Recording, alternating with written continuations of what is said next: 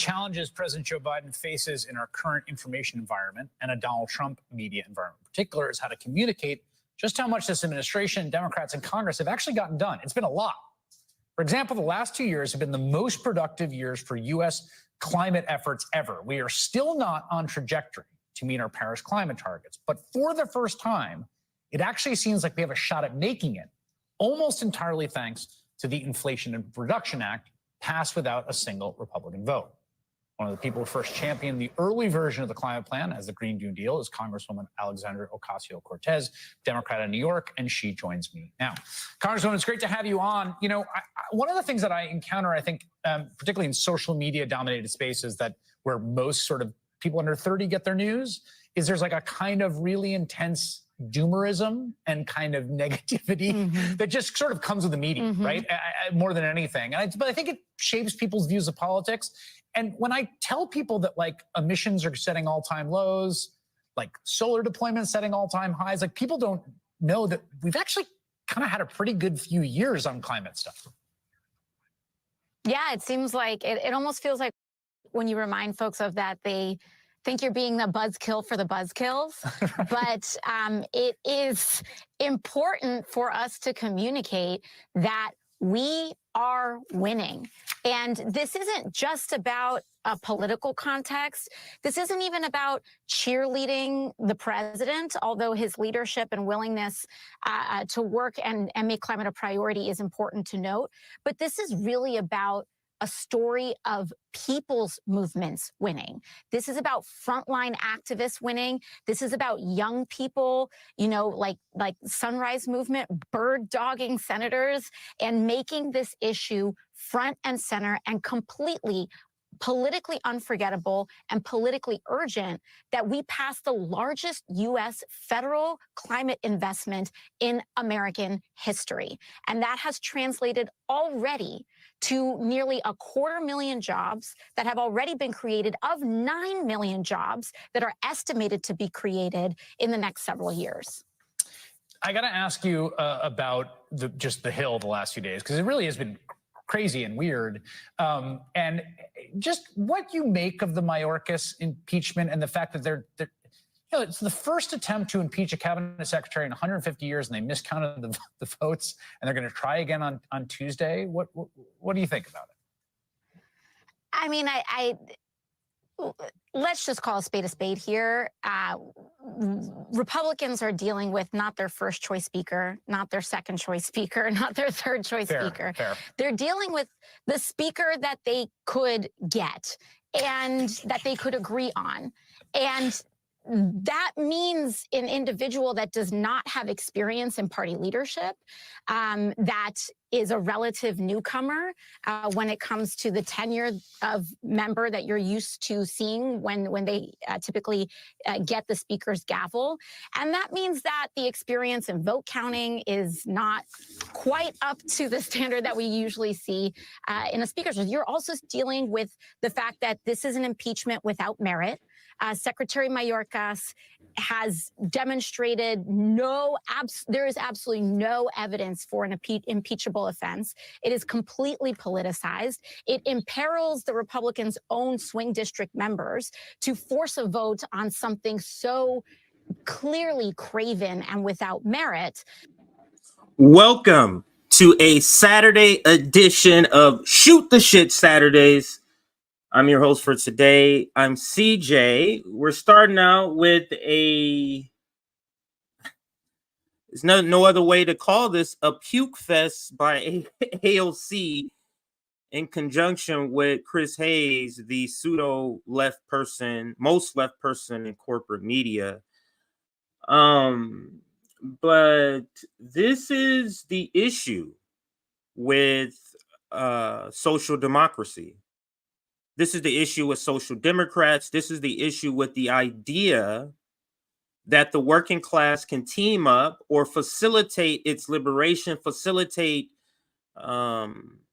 its goals through one half of the uniparty is absurd. Because you have to play this game where you're given the window or the opportunity, say all of your most left shit, say all the stuff you want, you know, all your policy beliefs, you know, this is AOC, this is Nancy Pelosi talking to him, Joe Biden. Say all of that shit, not in an election year. You have a long leash. Go do all of that. Go tweet all kind of radical shit.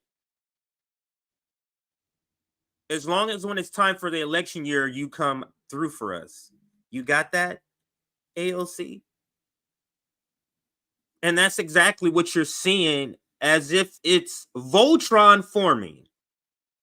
I don't know if any of you have noticed, all of the professional managerial class left, otherwise known as the Bernie Sanders industrial complex, all in unison are now pushing Joe Biden, are now pushing the lesser of two evils in the midst of a genocide. Can you imagine somebody to make a meme like that where there's, you know, some sort of animal like the original meme of a dog sitting in a burning house, but there's a there's a meme of a genocide going on, and then AOC's in the middle like a ref, got Joe Biden on one side and Donald Trump on the other side, saying lesser of two evils in the middle of a genocide as she's in Gaza, as the three of them are in Gaza. That's the ridiculousness of social democracy.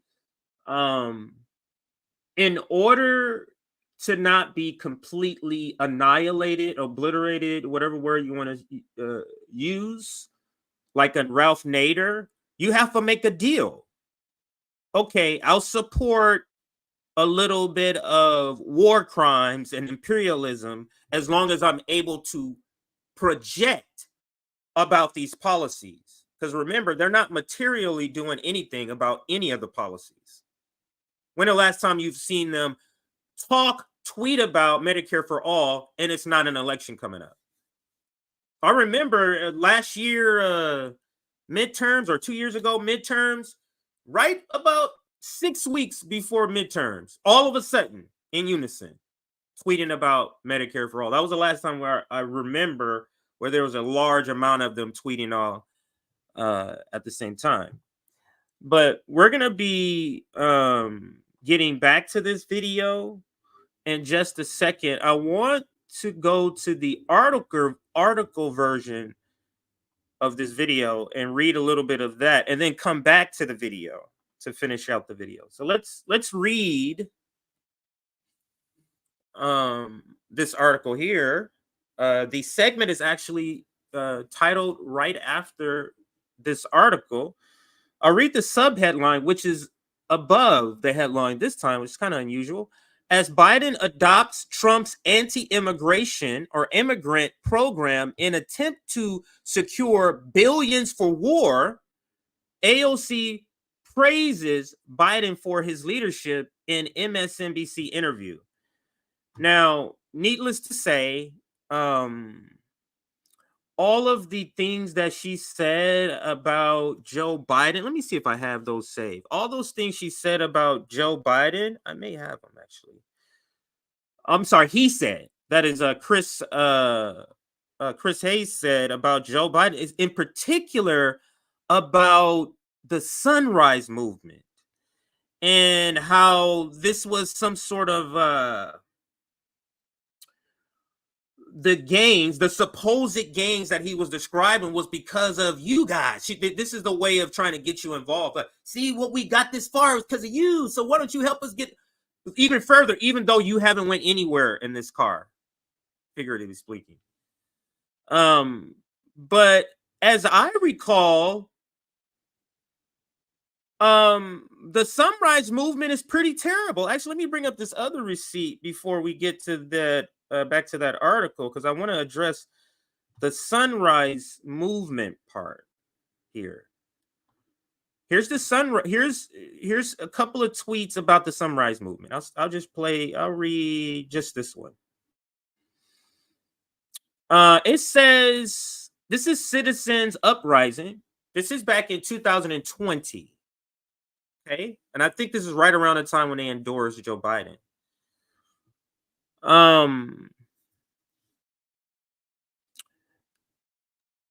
I unfollowed Sunrise Movement after the Moors stuff. That's a different story. But these kids have sold out. Sad, but not unheard of.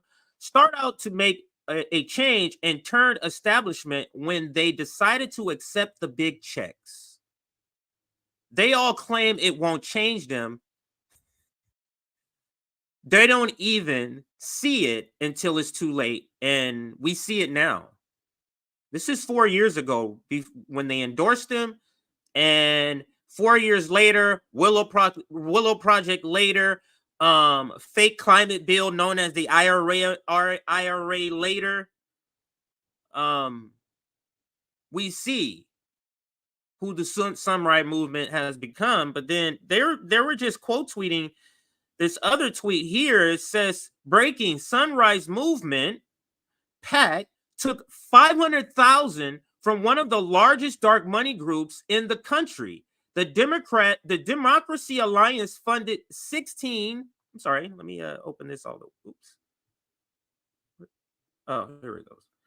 It's a new thing that Twitter does. When you click on it, it moves it to the side. It says 1630 spent $11.5 million in June bankrolling pro-Biden super PAC like Priorities USA.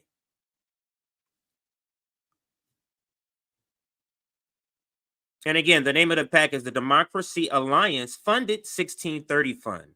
That's why they reference it here as 1630. That's the Sunrise Movement. So now let's get back to the article, and then, oops, not that one, this one. The article, and then the back to the video to finish out the video. Oh, here's another headline, actually. The IRA. This is from the Black Agenda Report.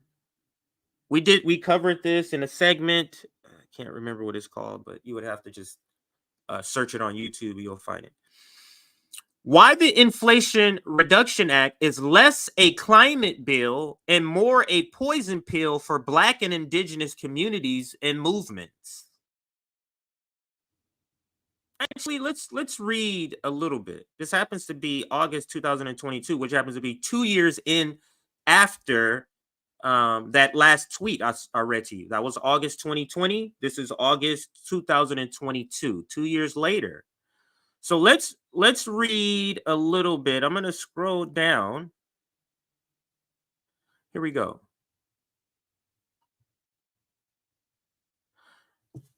To me, is a fair inquiry. If a Republican introduced a piece of legislation that included up to 6 million acres of oil and gas leasing in the Gulf of Mexico, dedicated billions of dollars to unproven false climate solutions like so-called carbon capture and sequestration, extended the life of aging nuclear power plants, allowed for increased mining of uranium, and tied it to the commitment to ratify a separate rubber stamp American Petroleum Institute, that's API, side deal that would deregulate landmark environmental laws like the National Environmental Policy Act, as well as the Clean Air Act, which has both acted as a vanguard for historically marginalized environmental justice communities. Would we still refer to it as a historic climate bill? So if a Republican bought a bill known as the IRA that had all of this stuff that this article just described, will we be calling this a historic climate bill? Seems bizarre. If you want to check out this article, Black Agenda Report, just Google Black Agenda Report, why the Inflation Reduction Act is a lie. Is less a climate bill. That's all you have. That's enough, and it'll bring up the right article. So now let's get back to the article now about AOC, just to sort of debunk what they were saying about Joe Biden being all this great guy on climate. It's absurd. The Willow Project, I forget the name of the other project that Joe Manchin had. It's something mountain in it. Mountain Project. I forget the first word of it. Something Mountain Project. He's awful. Anyway, let's read some of this. This is by Jacob Cross over at the World Socialist website.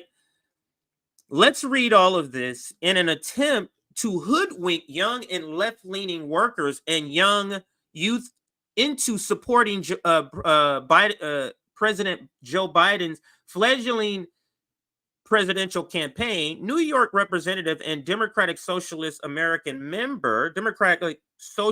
America member, AOC conducted a fawning interview on February 7th with MSNBC's Chris Hayes. Now, understand, I'm going to pause here for those listening. This is not the article. This is me speaking. This is what this is, because you might be thinking, what is the purpose of this?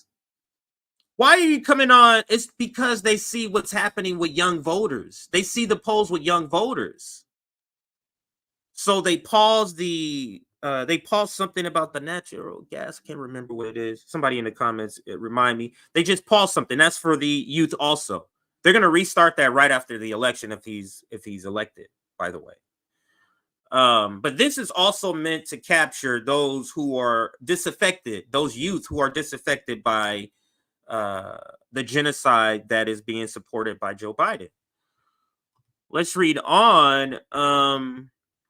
In the interview, AOC praised Biden's alleged leadership on climate while remaining silent on his embrace of Trump's anti-immigrant border policies in order to secure Republican votes for a massive war bill. Now, I have yet this story. I've been wanting to cover the immigration bill, even though it's over. Like, it is such a bizarre thing to see Democrats on going on a PR tour for a so-called immigration bill. This is really a war funding bill that they've renamed an immigration bill because people don't want to fund Ukraine. When $60 billion in the bill goes to Ukraine, sorry, that's not a border bill. That's a war funding bill that has been called a border bill. But as this article points out, the Democrats was wholly willing to sell out longstanding sort of policy beliefs on the border in order to get temporary war funding. And they were pushing it. They were saying, hey, guys, this is what they're doing. This thing that we hate, this pile of shit that we hate, but you say you love Republicans. We made it just for you. Why aren't you taking it? Take it, please. Take it, take it, take it. Why are you doing that if you're a Democrat and you're a liberal media who claim you're against these things? But that's what they were doing, and it was just bizarre to see.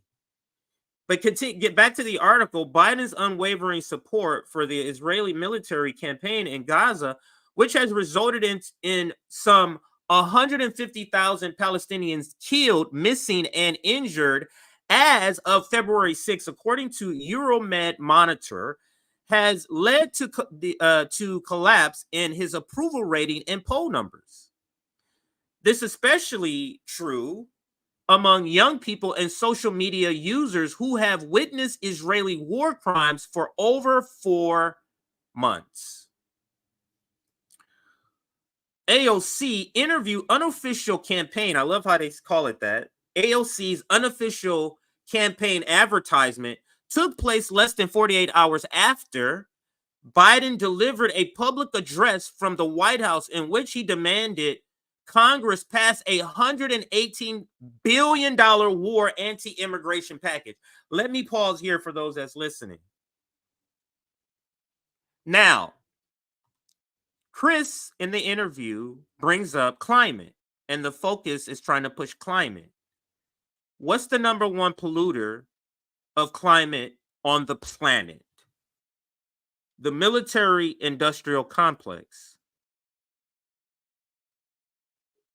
So $118 billion going to the military-industrial complex to pollute more. Doesn't that kind of wipe out any of the so-called climate gains through this presidency? But they're not going to say that in their propaganda segment that Chris Hayes and AOC that I'm covering here. But let's continue with the article. We're right here. The overriding concern of Biden, Democrats, and many Republicans is the proxy war against Russia in Ukraine. Large sections of the American ruling class fear the collapse of their puppet government in Kyiv if over $60 billion in military aid is not appropriated soon. And we're sort of seeing that happening. Didn't Zelensky just got rid of defense minister, somebody in the defense ministry, either the top guy or somebody high ranking. Corruption. They've embezzled billions of dollars, millions of dollars. Now, I'm sorry, laundered. The United States have laundered billions from us, and then Zelensky and his buddies in the government has laundered millions, I should say. But continuing back with the article, the bill also contains $14 billion for the ethnic cleansing campaign in Gaza and billions to further militarize Taiwan. Now think about that. On two fronts that social democrats are virtue signaling, they're selling you out through the back door on two fronts. We got Israel and we got climate. They're selling you out on Israel. Oh, we need to help. We're for the Palestinians. Stop doing this. Ceasefire. Here's 14 billion, Israel. Here's 14 billion. So wait a minute. You're saying, and Joe Biden just said this in a news conference. Their approach in Gaza is over the top. So you're giving $14 billion to somebody you're describing as over the top? That's social democracy. That's what the progressive Democrats have chosen to sign up for.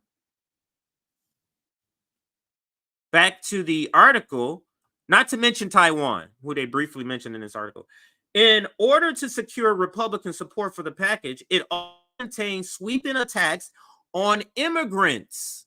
This included $20 billion to the border police and to rewriting of asylum laws, making it drastically harder for millions to immigrate to the U.S. So they go up and so I'm pausing here. So the United States empire go and fuck up other countries. Those people are forced to come to this country with any sort of hope or inspiration to survive or give a better life to their kids, and they're saying, we're gonna cut those asylum laws. We're gonna cut the ability for you to claim asylum from the countries we're destroying. We're gonna completely shut that door. And the Democrats are like, okay, as long as we get money for Ukraine. Did I read this last part here? Yeah.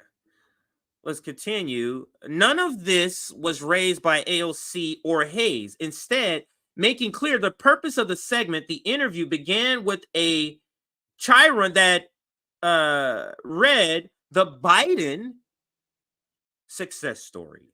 And if you didn't see that, you'll see it when I put the video back up.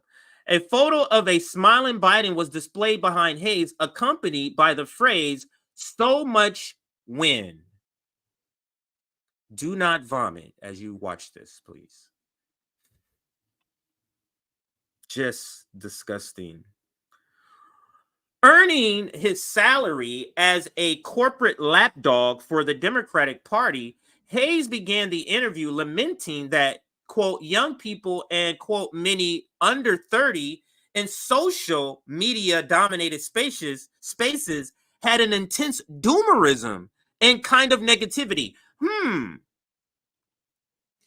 That sounds like the description of a person who's doing very well in the midst of a genocide. Doomerism sounds like a word that a person would use who's part of the professional managerial class and who has no connection to the struggles of the working class here on this soil. And certainly the Palestinians wouldn't call what's happening to them doomerism.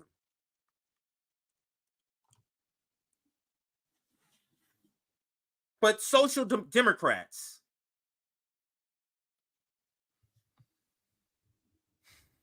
Hayes claimed that people did not know that we're actually had a few good years on climate stuff. Ocasio-Cortez agrees, saying that when you remind folks that they think you are being a buzzkill for the buzzkills. You like that joke? Doomerism, people who are real negative online. Sorry that we're seeing beheaded babies because of bombs dropped on them, and we're just describing what we're seeing.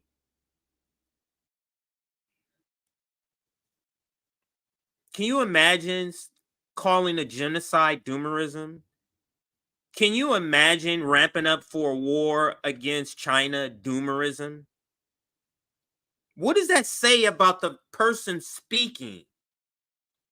That's saying they know they're going to be all right through police brutality, through suppression of wages, through the taking of private rights, through militarism, through the dropping of bombs. They know they're going to be fine. So when you are complaining about all of those things, you're being a doomerist to them. That's doomerism, because they're at brunch. Why are you bringing up dead babies right now? I'm trying to have a margarita.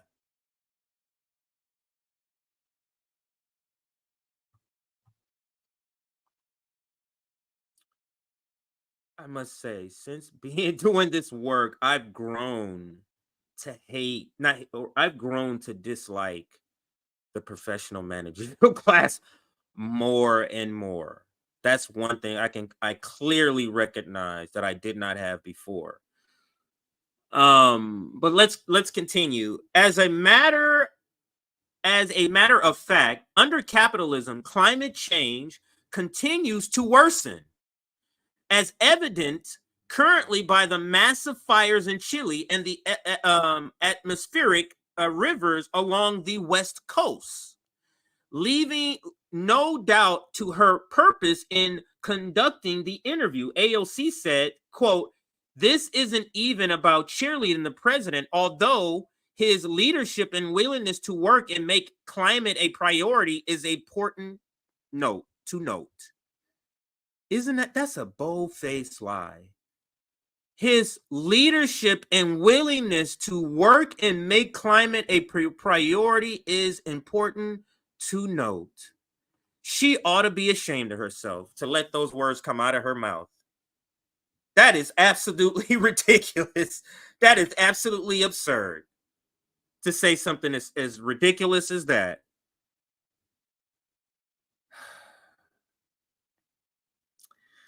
All right, I'm tired of reading. Let's get back to the interview now and listen. What I like about the article, it does add a lot more meat than just the visual talking, just the quotes. Give the backstory of how can you be talking about this when this is the problem with climate change, or how can you be talking about this as he's doing this to get more war funding? He's selling out the asylum policy, which is already not even effective. So I'm going to rewind it just to remind a couple of things they said, and then we're going to continue with the interview. We're at the 3-minute mark. It's an 8-minute interview. Could get, and that they could agree on. And that means an individual that does not have experience in party leadership, that is a relative newcomer when it comes to the tenure of member that you're used to seeing when they typically get the speaker's gavel. And that means that the experience in vote counting is not quite up to the standard that we usually see in a speaker's. You're also dealing. You understand what she's saying here?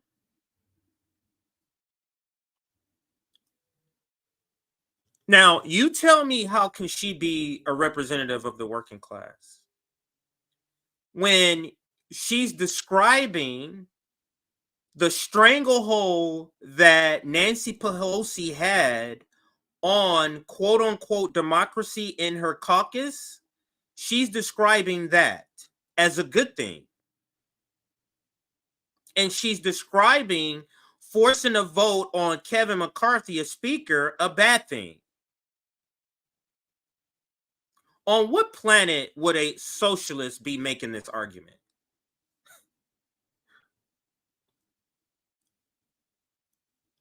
Astonishing. I got to hear that.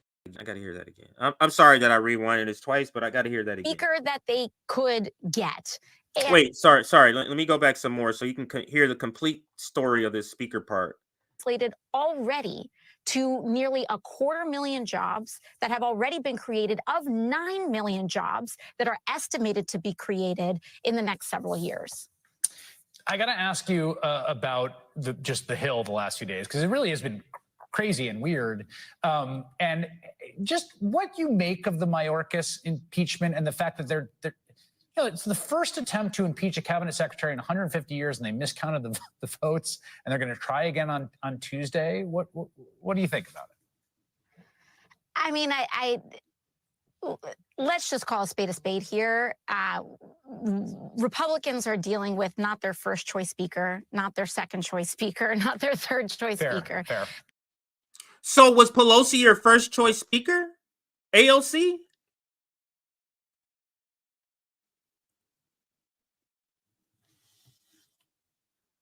AOC is saying here, if I'm not mistaken, that Nancy Pelosi was her first choice. The Democrats got her first choice. Not even Nancy Pelosi. How about Hakeem Jeffries?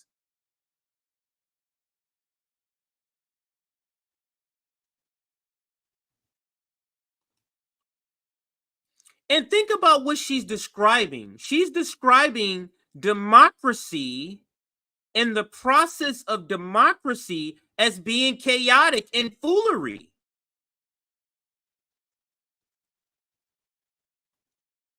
That's the socialists.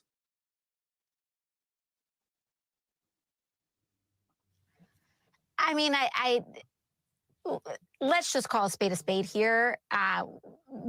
Republicans are dealing with not their first choice speaker, not their second choice speaker, not their third choice speaker. They're dealing with the speaker that they could get and that they could agree on. And that means an individual that does not have experience in party leadership. Like Nancy Pelosi. That is a relative newcomer when it comes to the tenure of member that you're used to seeing when. You mean like Nancy Pelosi? You mean the geriatric leadership? Is that what you mean? When they typically get the speaker's gavel. And that means that the experience in vote counting is not quite up to. The experience in vote counting. You mean how Nancy Pelosi had you on the floor of the Senate crying? Is that what you're calling vote counting, AOC?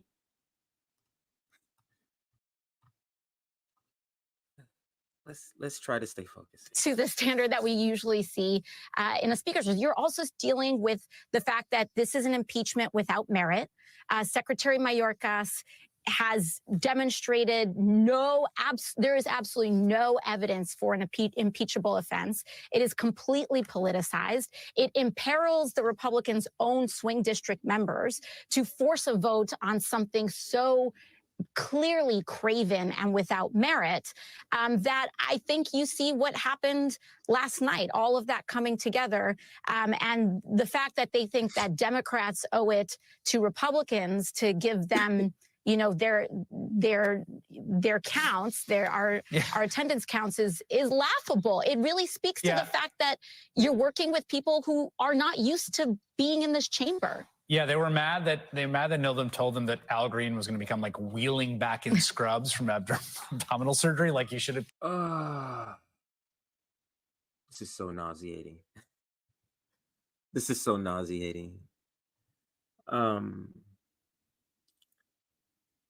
Now, this is not, I'm not a fan of the Republican Party. I'm not a fan of Mike Johnson or any of the speakers.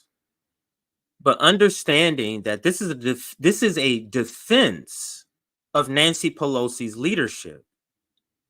This is a defense of Hakeem Jeffries' leadership. Who is AOC today? Who is this person? All right, I took a break. Now let's go back in for some more of this. I gotta take it in short spurts here. Giving them a heads and up if you on that. didn't expect Al Green to be doing that, then you don't know who Reverend and Representative Al Green is. He will do that. He will do it, as demonstrated yesterday. It's a good point. I want to ask a question about something, the Congressional Budget Office. And you tweeted this because I've been maddened by the discussion of immigrants, which basically I feel like the entire discussion is they're coming to take your stuff. There's like only 7 slices of pizza in America, and everyone that comes is going to take one of those slices, and you're not going to have any. And the Congressional Budget Office basically said today, look, we're readjusting our projection of GDP growth up by $7 trillion. And also, we're reviewing the U.S. government money to reduce the deficit by $1 trillion because of immigration, higher net immigration. And you tweeted that being like, guys, we're not talking at all about the net positives immigrants bring to this country. Absolutely. It is actually completely nonsensical that we do not talk about the enormous blessing, economic blessing that immigrants and immigration represents to the United States of America. And a lot of folks sometimes think that this is just a certain kind of immigrant, right? Like college educated or technical visas. All immigrants that we're seeing, this is the CBO estimate, immigration writ large is yielding enormous economic benefits to the United States. And let's bring this out even finer. If you are a caregiver, if you are a baby boomer, if you are someone that cares for someone who is aging, we currently do not have the economic or social structural capacity to take care of our seniors, and we will increasingly not have that if we, quote unquote, lock up our border and shut down. Do you understand what AOC is saying here? AOC is saying we're going to have a lowest paid exploited worker shortage. She's saying we need to keep the border open so we can continue to have the flow of low-paid, most exploited worker.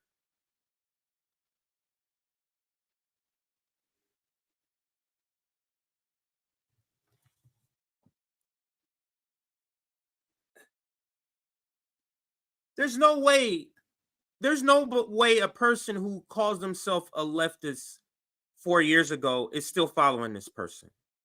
The people who are following this person are liberals.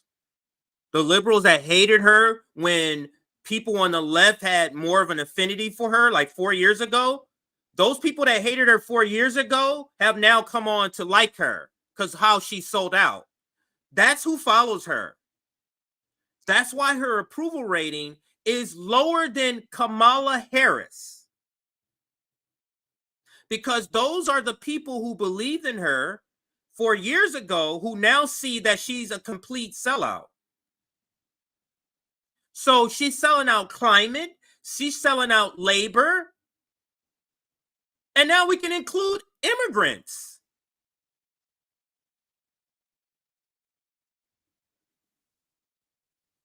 What socialists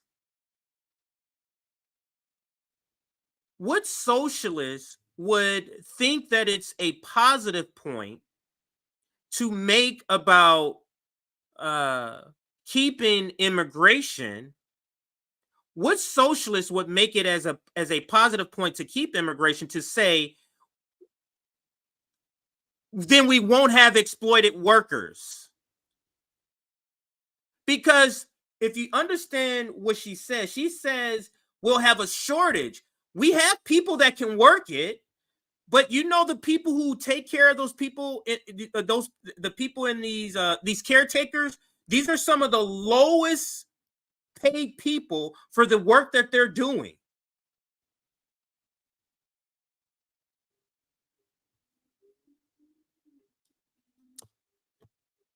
God. Like, you're right. This is boomers mostly falling for her. You know, boomers that want to feel like, oh no, I'm hip. I'm not old. Look, I like AOC. She's cool, man.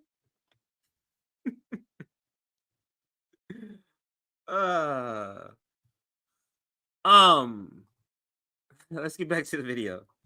Shut down immigration. In fact, the thing that has distinguished U.S. economic performance from other countries like Japan or other, developed economies is the fact that our pro-immigration policies actually allow us to continue in our economic growth, whereas similar countries with anti or more kind of closed border policies experience economic stagnation when they submit themselves to this xenophobic kind of border panic narrative that Fox News, frankly, seeks to peddle and instill in so many people. Quickly, in the last 20 seconds, I know you are a no on the supplemental for Israel, barring some sort of strings attached on that aid. You said that we're seeing in Gaza slaughter on a speech yesterday on the floor. How many Democrats are in that position as you? Do you have? Is there a rough count of how many no's there are in the caucus? Do you understand? This is the bone. This is the thank you. You know, she doesn't have a book. Usually, come and promote your book. Then I get to answer these questions. She doesn't have her book. So it's let me be Captain Save the AOC and help salvage your credibility by projecting to the world that you're a no vote on this supplemental with no strings attached. What does that do? What does that do? You already sent the money.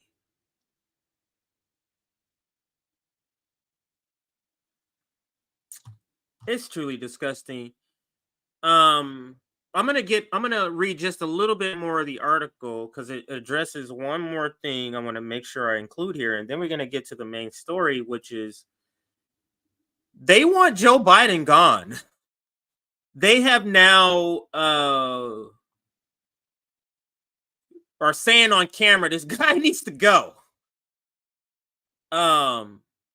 So back to the article here. For the duration of nearly 8-minute interview, AOC did not find it important to note Biden's leadership or willingness to work with his Republican colleagues to pass the border crackdown war bill. Nor did she bring up Biden's leadership when it came to blocking UN ceasefire resolutions, defunding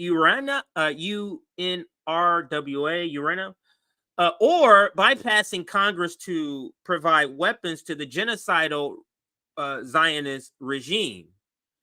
Turning to the Republican impeachment drive against Homeland Security Alejandro Mayorkas, AOC said nothing about the fascistic great replacement theory politics that undergirds the Republican Party. Instead, she made light of the fact that Speaker Mike Johnson was not the Republicans' first choice for Speaker and therefore do not have experience in party leadership. Near the end of the interview, she mentioned that Fox News peddled xenophobic border panic narratives, but she remained silent on Biden using similar language, including promising to shut down the border because it was overwhelmed. In the last minute of the interview, the topic of Gaza was finally broached. With Hayes asking AOC how many Democrats she thought would vote against a standalone Israeli aid package and that did not include oversight and humanitarian aid. AOC refused to give an answer, but instead claimed that the ceasefire protests were working. And I didn't play it to the end. She does say that. She says something like keep doing the protest is working or something. Maybe not keep doing the protest, not that strong, but she does say it's working. In reality, Democrats have ignored demands for a ceasefire for over 120 days, while at the same time slandering anti-genocide protesters, including hundreds of thousands of students as anti-Semites. Leading Democrats such as former Speaker Nancy Pelosi have slandered protesters as agents of Putin and the Chinese Communist Party and called for the FBI to investigate demonstrators. That's the same speaker that she was praising. That's Mama Bear. AOC said nothing about Pelosi smearing protesters. Instead, she nonsensically claimed that grassroots activism around a bilateral ceasefire is working and that there are far more members than perhaps may be publicly visible that have a lot of trepidation around voting for a package that contains no humanitarian aid. Well, isn't that something? They have trepidation in the silence. That is the epitome of social democracy and why we'll never gain anything using social democracy, which is what progressive Democrats are. They're social democrats. Don't let them tell you otherwise. They're not socialists. But that is the headline, and that is the story, or the first story, I should say. And but let me say this last part on this. It feels like, or not, it feels like the riding the fence for AOC, trying to appear still in the left camp while still shielding for Biden secretly. It has switched now. She is now publicly for Biden, and if she's still part of the left, it must be in secret, because that's no longer public. So, and that is my takeaway from this person we know as AOC. I do want to get to the next story. Actually, let me make sure.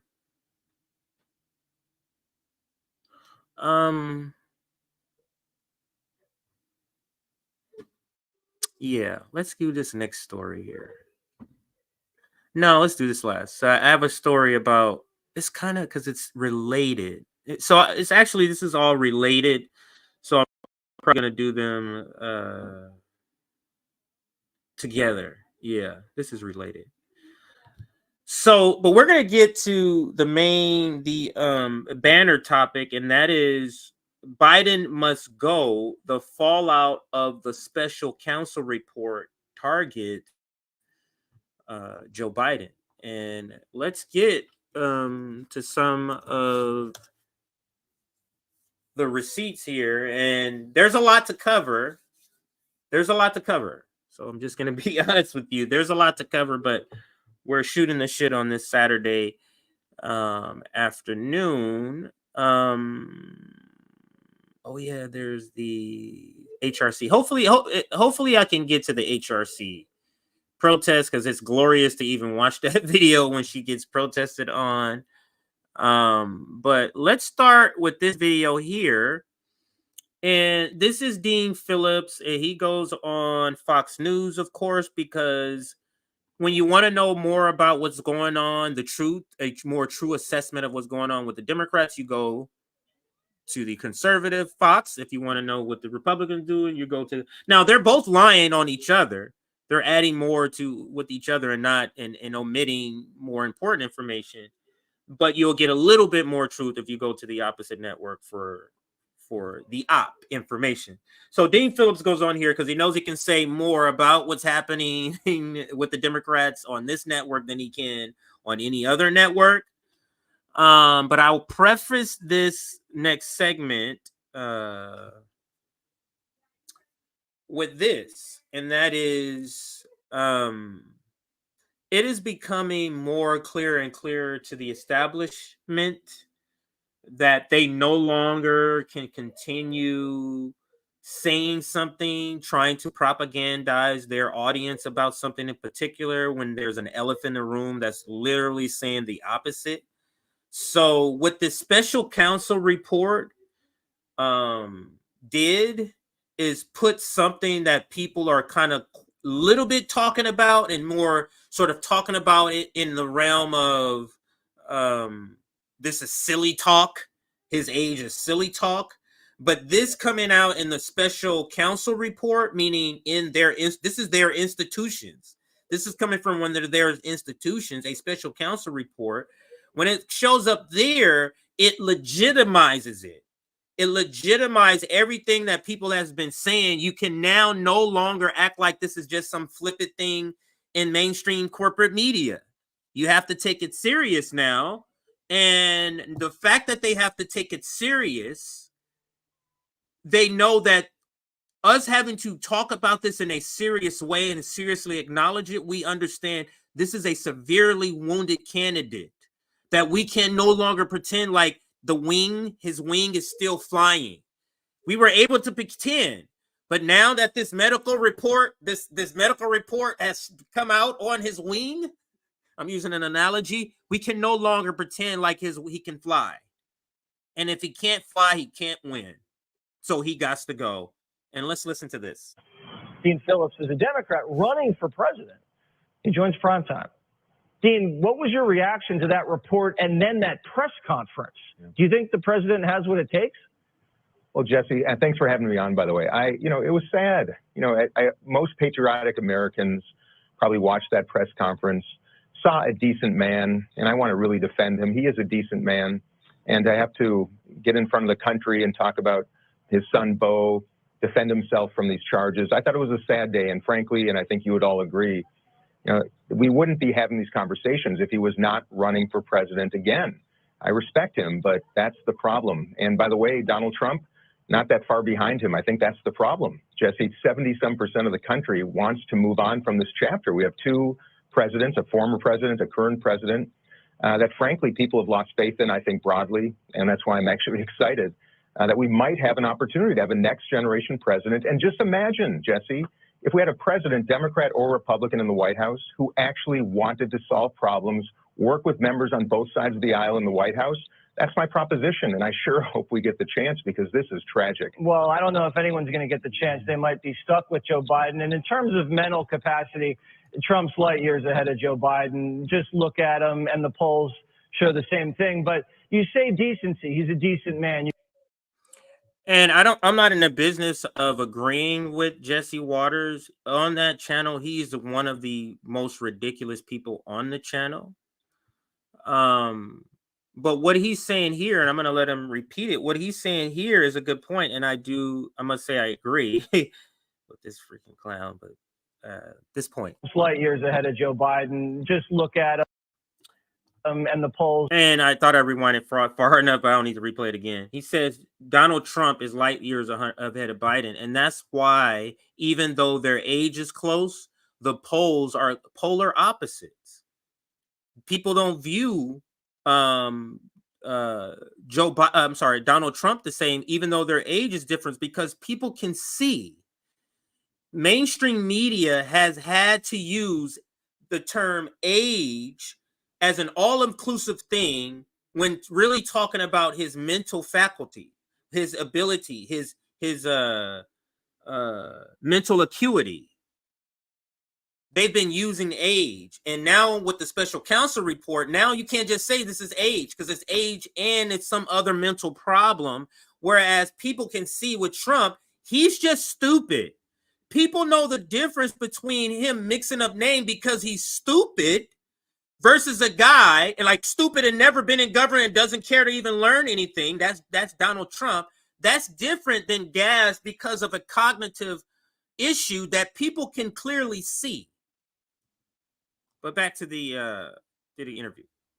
Polls show the same thing, but you say decency. He's a decent man. You can squabble with that, but wouldn't a decent leader maybe put the country above his legacy and his ego and do the right thing? Or is that Jill's job? No, Jesse, in fact, I was the first Democrat in July of 2022 to publicly call on the president to pass the torch. He implied he would only serve one term, of course. I've been doing that on a mission. I invited other candidates who are better known than me to enter the race because democracy requires competition. The GOP has a number of candidates running right now, of course. And yes, I think he should be putting both his own legacy and the country, most importantly, ahead. And I think he's making the wrong decision for both by running again. I've been making that contention, much to the chagrin of my colleagues, as you well know.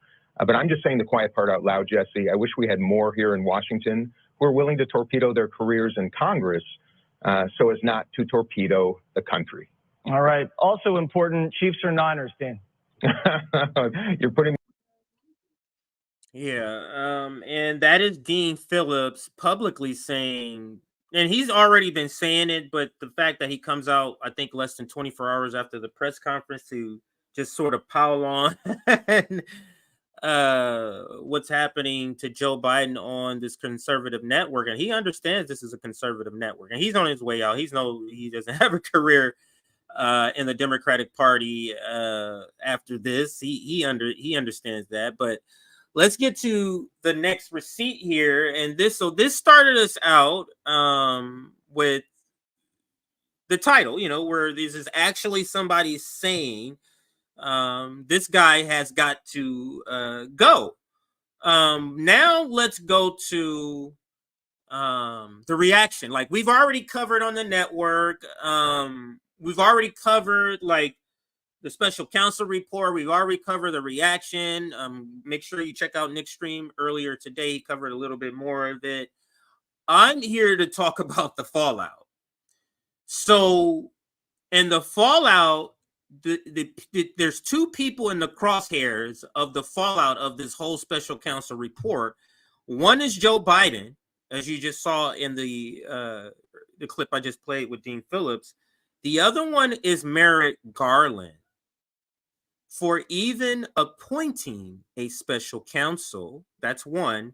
And two, appointing a special counsel that is Republican, because this guy, Hur, spelled H-U-R, I think it's Richard Hur, is a Republican, apparently, that he appointed to do this.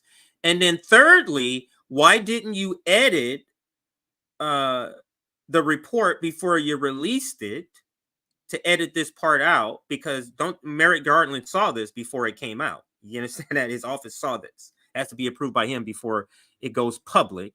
And he doesn't have to make it public. That's another thing. He doesn't have to make the findings public. But let's listen to one of the two targets that this fallout is targeting, Merrick Garland, like as I said. But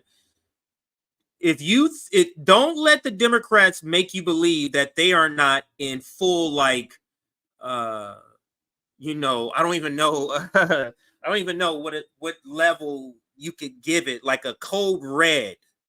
Like code red is code red time, because in unison, everybody is responding forcefully. Everybody is being brought on. What do you think? You've been with him. I mean, for Joe Biden to immediately go to a press conference, for Kamala Harris to immediately come out and say stuff, for Hillary Clinton. We're going to show all of that in just a second. But let's start with the clip here, Fox News. Let's listen, and we'll come on comment on the action continues to pour in from Capitol Hill. Critics say Democrats predictably attacking Special Counsel Robert Hur. The vice president today also attacking Robert Hur. Hillary Vaughn has more. Hillary. Good evening, Liz. Well, Democrats say that the special counsel went out of his way to embarrass President Biden by bringing up his poor memory, and that distracted from the ultimate vindication that the president is not being charged for mishandling classified information. They came back and exonerated him completely. There was an effort, which I view as totally political, to bury that basic news in completely gratuitous swipes about President Biden's age and his memory. But other Democrats have a problem with how the president handled the aftermath that followed this report, saying the last-minute late-night press conference he held might have done more damage. I'm a senior Democratic politician. I've been doing this for a long time. That's not the way you want to do it.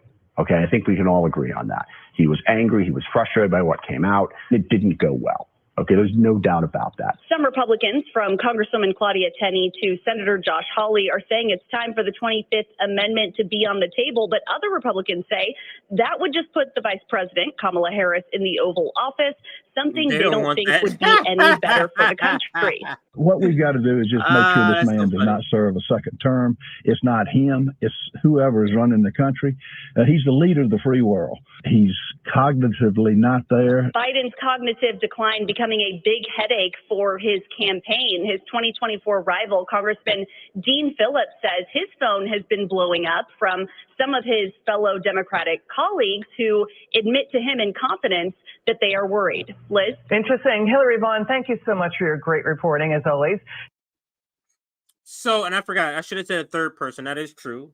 Action Richard Hurd. continues to pour in from Richard- Capitol Hill. Richard Hurd is the third person that is in the crosshairs of this, the fallout of this whole thing. So let me take you through. Let me see if I can do this in a particular order here.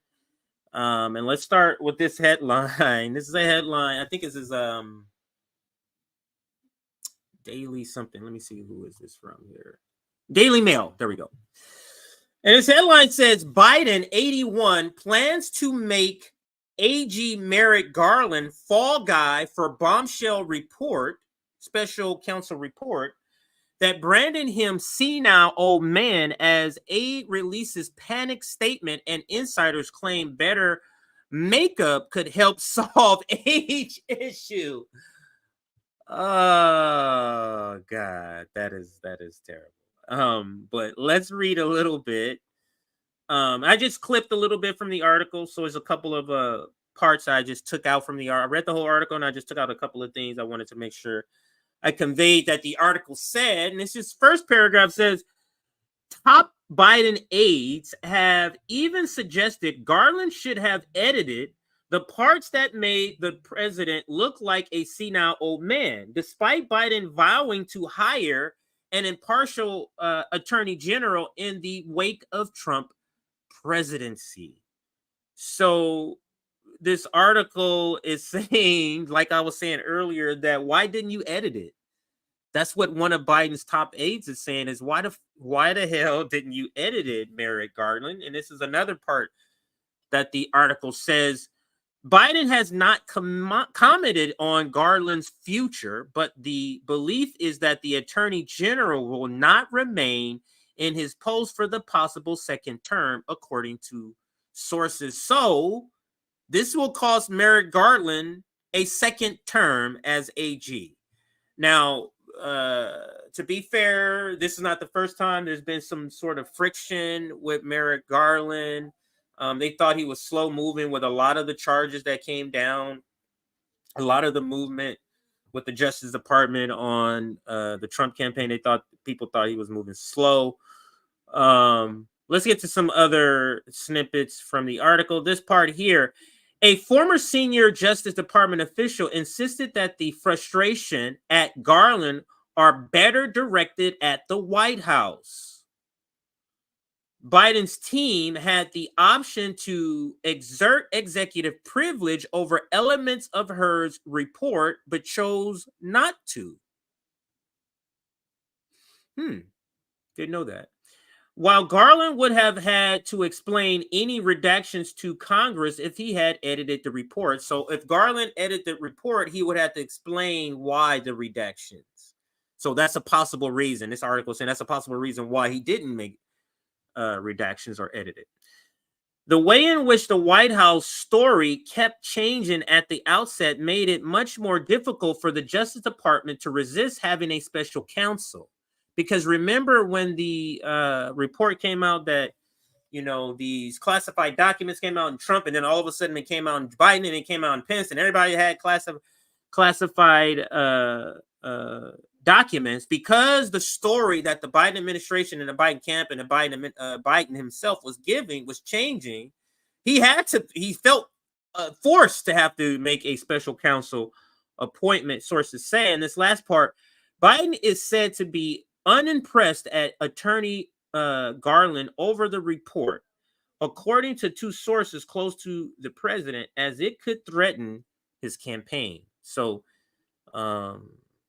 they're in full panic. It's all over the news. Like every news show is devoting several segments to it, even still today, They're still talking about, even Axelrod was on the Smirkanage show, which is on CNN. He was on there today. Let's continue now to some other receipts here. I want you to listen to this part here. We're going to play this one. I'm trying to quickly remember what they say. So that's why I scrolled up and said, oh, this one says this. So we're going to go to this one first to give a little more foundational information to the story. Any reaction from the White House to some of the contentions, suggestions, observations in Special Counsel Robert Hur's report about the president's memory? In the statement responding to the Hur report, the special counsel was very pleased, he said, that there were no charges found, and went on to say that this is what they assumed would happen all along because there was no wrongdoing in this matter. But Major, at the very end of the statement, he does write that we disagree with a number of inaccurate and inappropriate comments in the special counsel's report. Nonetheless, the most important decision the special counsel made, that no charges are warranted, is firmly based on the facts and evidence. And so they are saying some of the characterizations of President Biden and his memory are not rooted in facts, but rather are subjective. But, Major, these descriptions are very damaging to President Biden, potentially, especially given the context that there are already so many mounting questions about his age and his mental fitness. In this report, the special counsel writes as one example that that Mr. Biden would likely present himself to a jury, as he did during our interview of him, as a sympathetic, well-meaning elderly man with a poor memory. He goes on to list several examples of when Mr. Biden could not remember when he served as vice president, as another example, or when his son Beau died. And there are many of these. In fact, so many that the White House counsel sent a letter to her asking that you revisit and revise your descriptions of President Biden's memory. What does that do in the report? Because again, the environment. That's like when they say, jury, you're to disregard this. What? You mean the thing you just showed me? Oh, let me take that out of my brain. Yes, that's so what does that do? He comes back and says, I was mistaken. Joe Biden is a Harvard grad and he is at the top of his game. What is that going to do? It is absurd. Let's let there's a few seconds left on this video. With which this is coming out is really important, Major.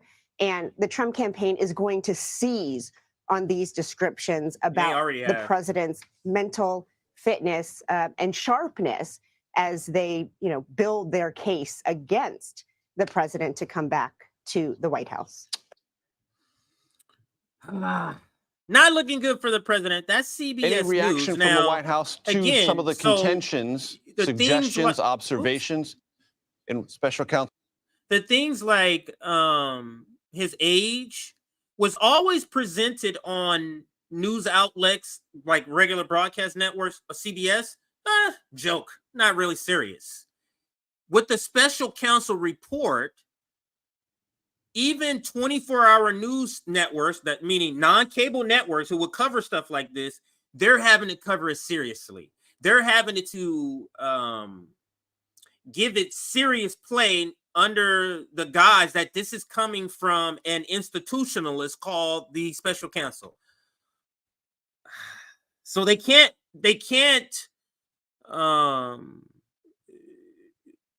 denigrate the institution. You get what I'm saying? So they really can't go at him on CBS News, that is. Now, let's listen to the exchange press secretary had with Peter Doocy Jr., or Peter Doocy, I think that's his name. Now, him and her always go at it, and you can tell he's enjoying it. He has a little bit of smirk on his face if it shows it in this video, but let's listen. She knows, oh, God, this guy's going to ask some question I'm going to fucking hate. Now, listen to this. If the special counsel says President Biden's got significant limitations on his memory, then who is helping him run the country? The President of the United States runs the country. The Commander-in-Chief runs the country.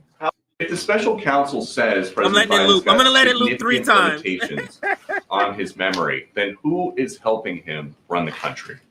The President of the United States runs the country. The Commander-in-Chief runs the country. If the special counsel says President Biden's got significant limitations on his memory, then who is helping him run the country? The President of the United States runs the country. The Commander-in-Chief runs the country. You know how terrible and how awkward it is that she is having to field questions like this that she can't swat away because this came from a special counsel report. She can't just swat this away. She has to answer it. And she's put in this terrible position. Identity politics is a great thing, isn't it, guys? Oh my God, that was glorious to watch that. But let's watch another one. These are just short snippets. People chiming in different tidbits about the story. I want to make sure to include. Here's another one. And secondly, the Biden campaign will be showing and sort of saying out loud that the special counsel was Trump appointed and that he is not a doctor, he is a lawyer, and that the things that the special counsel have written about Biden's mental capacity, he doesn't actually have the authority to say and should not be listened to. So if you say, Jay, when did you get married to your wife?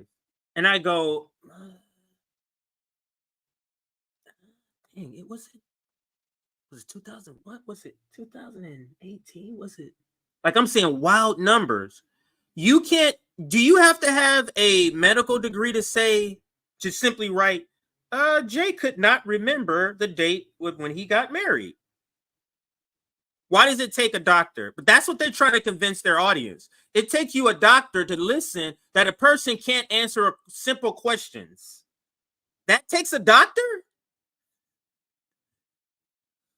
But this snippet here is before he went and gave his press conference, and she was prepping the audience, saying he's going to be coming out saying this, going after, and how he's Trump appointed, meaning Richard Hur is Trump appointed, and that he's a lawyer and not a doctor. Like, you need to be a doctor to know that somebody is not able to remember something when you ask them a question. The foolery of these people. It is a professional managerial class. All right, so that was the last one before I get to what's this one? Special counsel wrote that the president. Oh yeah, this is it. Sorry, this is it. So let's listen to this one right here. Now, I was going to play a lot more of the Morning Joe clip, and I still may, because it's glorious and it's long though. Segment, I should say. They covered this and he was mad. They were furious over this. But let's listen to this. This is a snippet of the same segment, only a minute and a half. The segment is like a 10-minute segment. The special counsel wrote that the president could also portray himself at trial as an elderly man with a poor memory who would be sympathetic to a jury. Hers description. A neurologist and a lawyer. Let me just finish, but I agree. Well, no, but we kind of need to stop there. A neurologist. You're talking about her. Her from Trump University. No. And I mean, I've got to stop right here. I know we want to go on and finish this report, but I've just got to start. Ken Delanian, so bizarre, and there's so many people that immediately heard these random conclusions, irrelevant conclusions, politically charged, Trump-like ramblings. Who, first of all, wondered why in the world he would put that in a report, his neurological assessment of Joe Biden, and secondly, why Merrick Garland would release garbage like that in the Justice Department report. Can you give us any insight? Because it sure sounds like James Comey in 2016, who July couldn't indict Hillary Clinton legally, so he decided to hold a press conference and indict her politically. So this is where it began, where I first heard about the problem they had with Merrick Garland. Because just to be honest with you, I hadn't been following the classified documents probe, the special counsel probe on this. I hadn't been following it. So this is where I found out, this segment is where I found out they're seething at Merrick Garland. And it comes out in the full segment of Morning Joe. Maybe we'll get to it. We'll see how time is. Maybe we will get to it. But let's continue in the presentation. And the next part I want to get to is the special counsel wrote. Oops, this one right here. And this is Debbie Dingle. That the president could also portray himself at trial as an elderly. She is panicking, like badly panicking, over this special counsel report. My apologies for that sound. So let's listen to Debbie Dingle. This is about 5 minutes. We're gonna listen to her, and she is in full like. Remember last time I covered something on her, and I said every time she's interviewed, it's like she just came from walking up some stairs. Like, okay, good. Yeah, I'm so exasperated. It's like that's what it seems like, and this is no different in this interview. Let's listen. First, want to speak with you about the special counsel's report here. Are you worried about the effect that this may have on voters? Look, I'm going to react to this in two different ways. I am not a lawyer, haven't been a prosecutor as many of the people that you've been talking to, and I had not read the report last night. But bottom line, he didn't find enough evidence. There was no reason for him to go forward. And I think I'm going to use the vice president's words. There are a lot of gratuitous, cheap shots that are in this report. And the more the day has gone on, I'm just getting madder and madder. And I'm going to give you a very personal story. And I mean personal, and one I wasn't going to share because it's nobody's business. But apparently everybody's business is everybody's business. I went to Michigan with the president last week. And he was very close to my husband, very close to me. He was there at one time when the night after John finished serving, and they thought that John might die the next day. Joe Biden and Jill were at that hospital in 2 minutes flat. John went on and lived another 5 years. He remembered last week. Bo's birthday is February 3rd, and John died February 7th. And he knew on the plane that I was heading into this very tough, awful week that I was going to have. And nobody's reminding him of that. That is something that's very personal that he and I talk about. So for people to take these kind of cheap shots just really angers me when I know who Joe Biden is and the person. I'm so angry.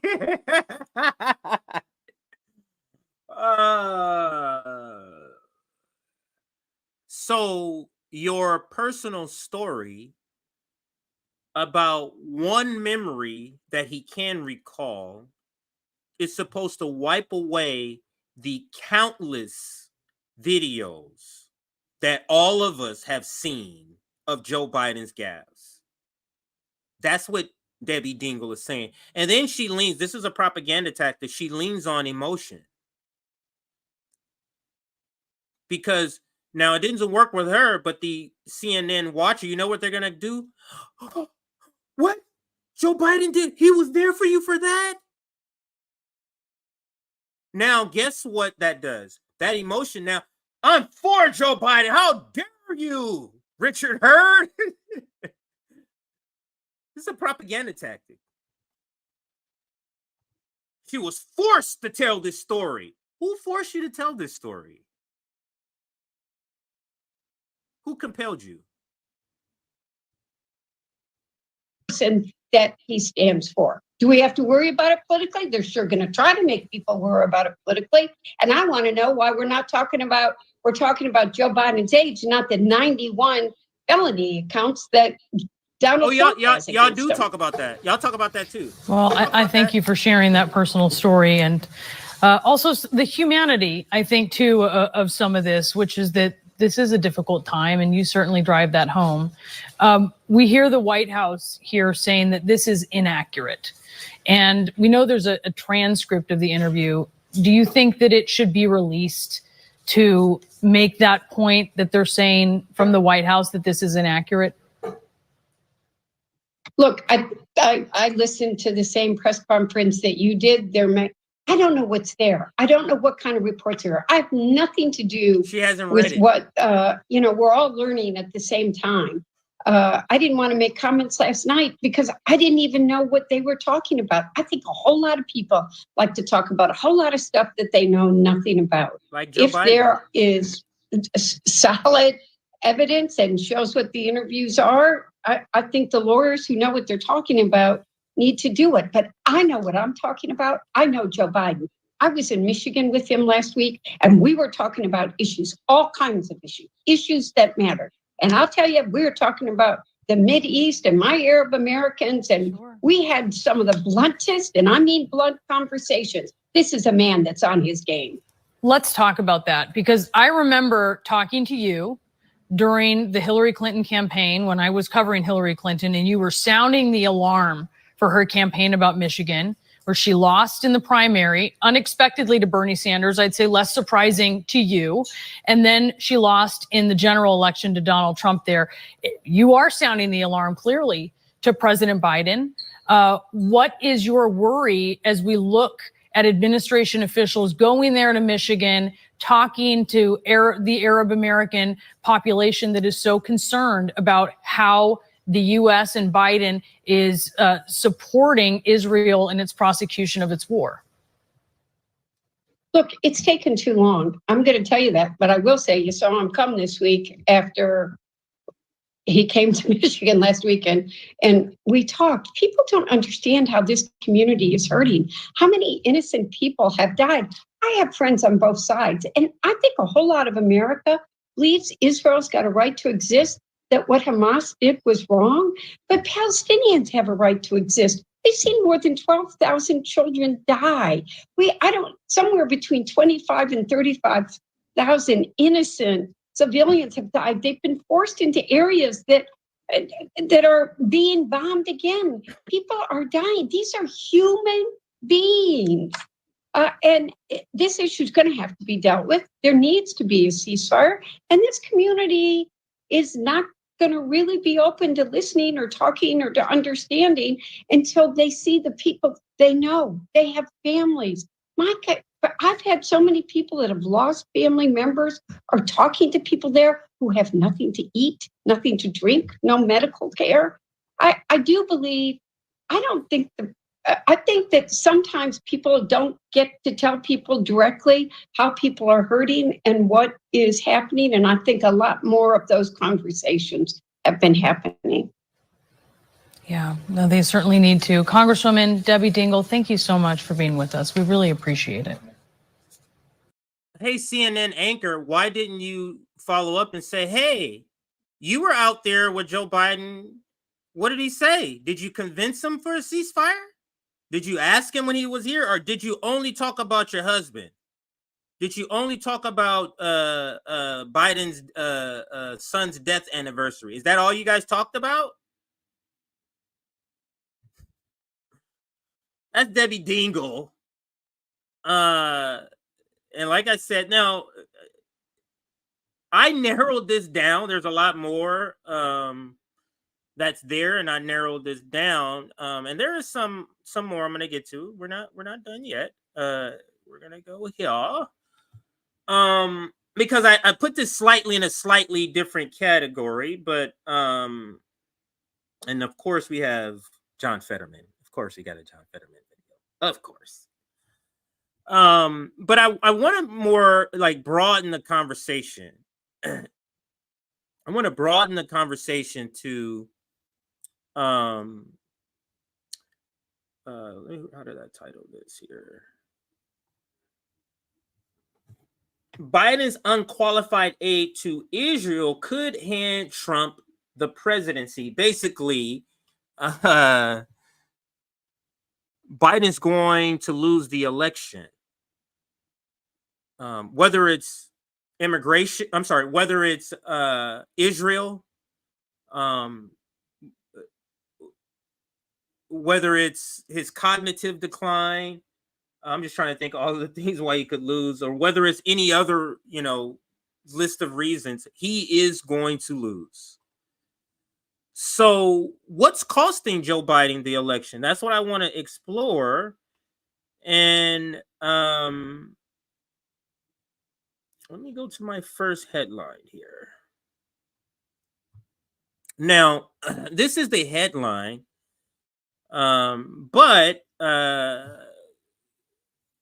we're going to end up here because there's a lot of things, a lot of denial. There's still a lot of vote blue, no matter who, lesser of two evil kind of pushing of Joe Biden. So let's examine not just through the lens of Israel, but just through the lens of the election 2024 and Joe Biden needing or wanting to win and save democracy.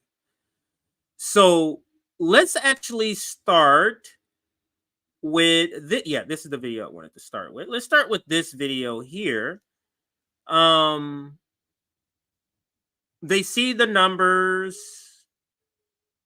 of the Biden coalition, the black part of the Biden coalition faltering, the Latino part of the Biden coalition faltering, the young voter part of the coalition faltering, the so-called progressive part of the coalition faltering. All of those faltering, all of the indicators are in the polling. They see it. They see not just one poll, not outlier polls. They see the trajectory.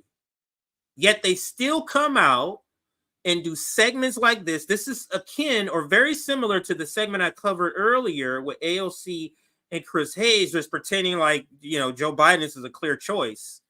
Here is MSNBC on the topic. Yet, how many times have we heard in the last few weeks with primaries, things like that, people who very validly are saying, I have reasons why I'm not that interested in this election. I have reasons why I'm not that interested in Joe Biden. I don't think Joe Biden has done all the things that I would have wanted him to do.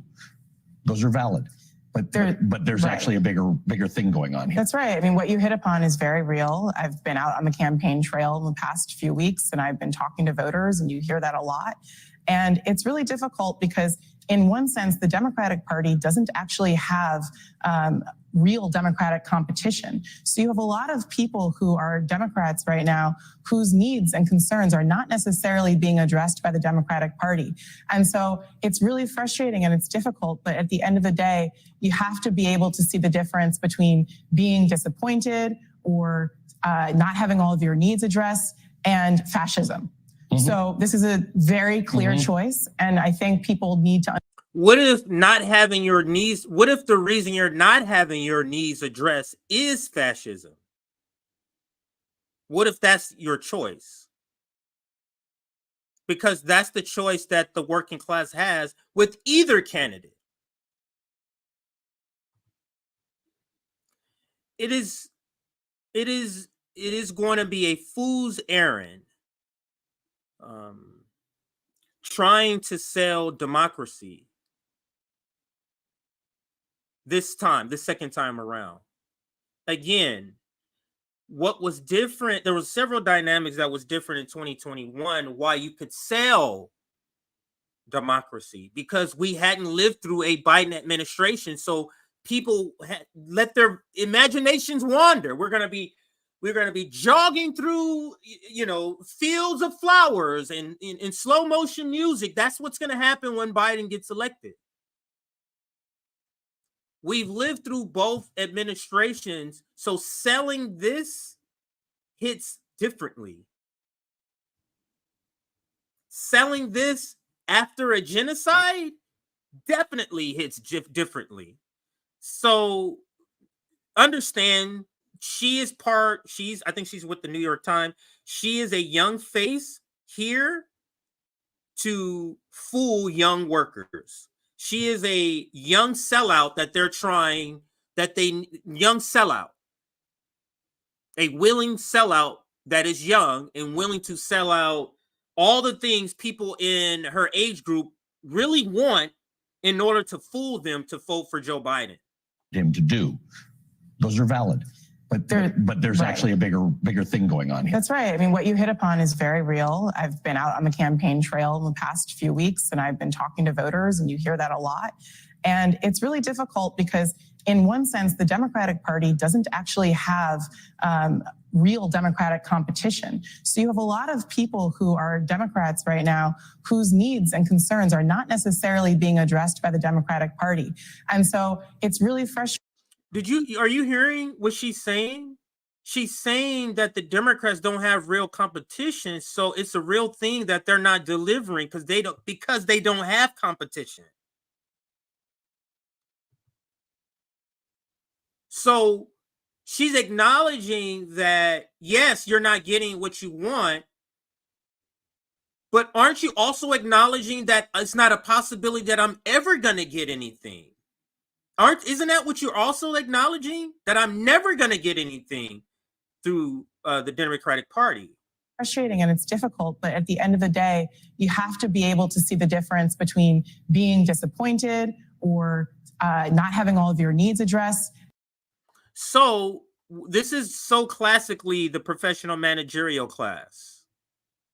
They want you to put what they want ahead of what you need.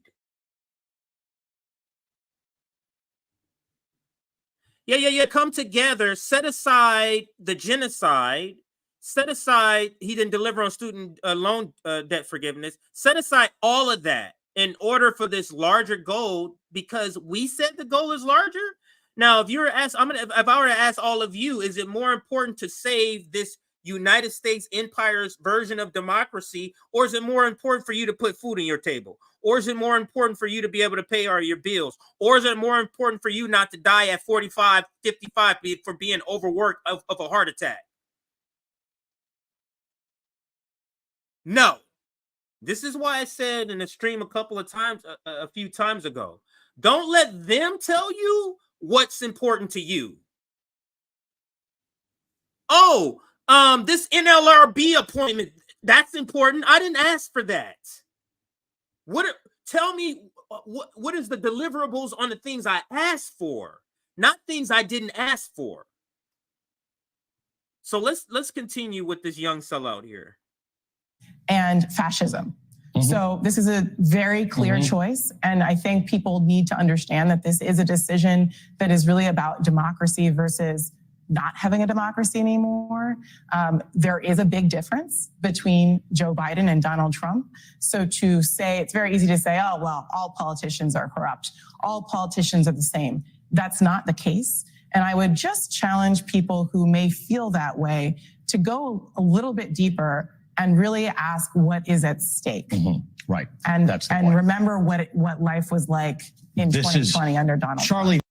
Let's remember what life was like in 2020.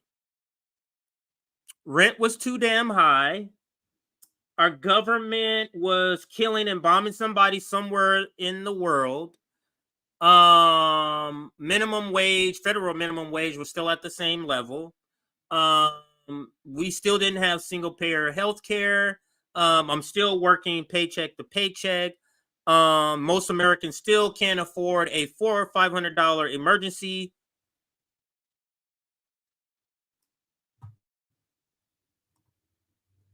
You see why that's hard to sell saving democracy to people whose vision of American democracy is not good.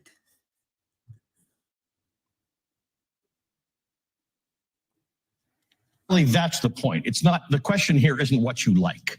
The question here isn't what you feel like, and who you like and who you want. What was the stupid thing we used to say? You want to have a beer with this person as opposed to that person. The question here is the stakes, and the stakes are as high as they have been probably since the Civil War.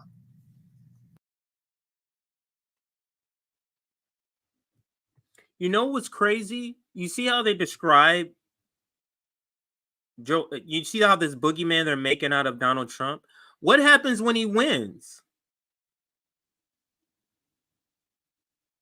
And you have to deal with him.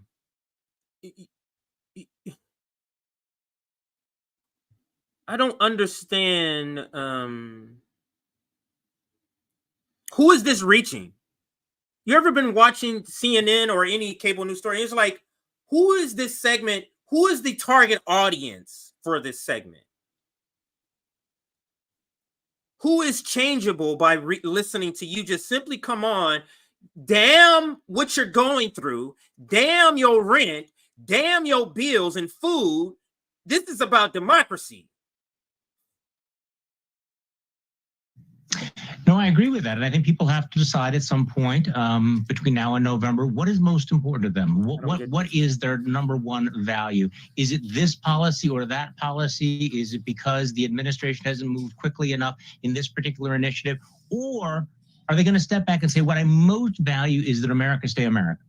That I most value that we do not, continue to spin off in this trajectory toward authoritarianism, that there are certain standards of character. Look, I mean, part of the feeling that I think a lot of people are taking crazy pills is that we are talking about a man running for president, Donald Trump, who has been found liable for sexually assaulting a woman and then defaming him. I want people to think about this.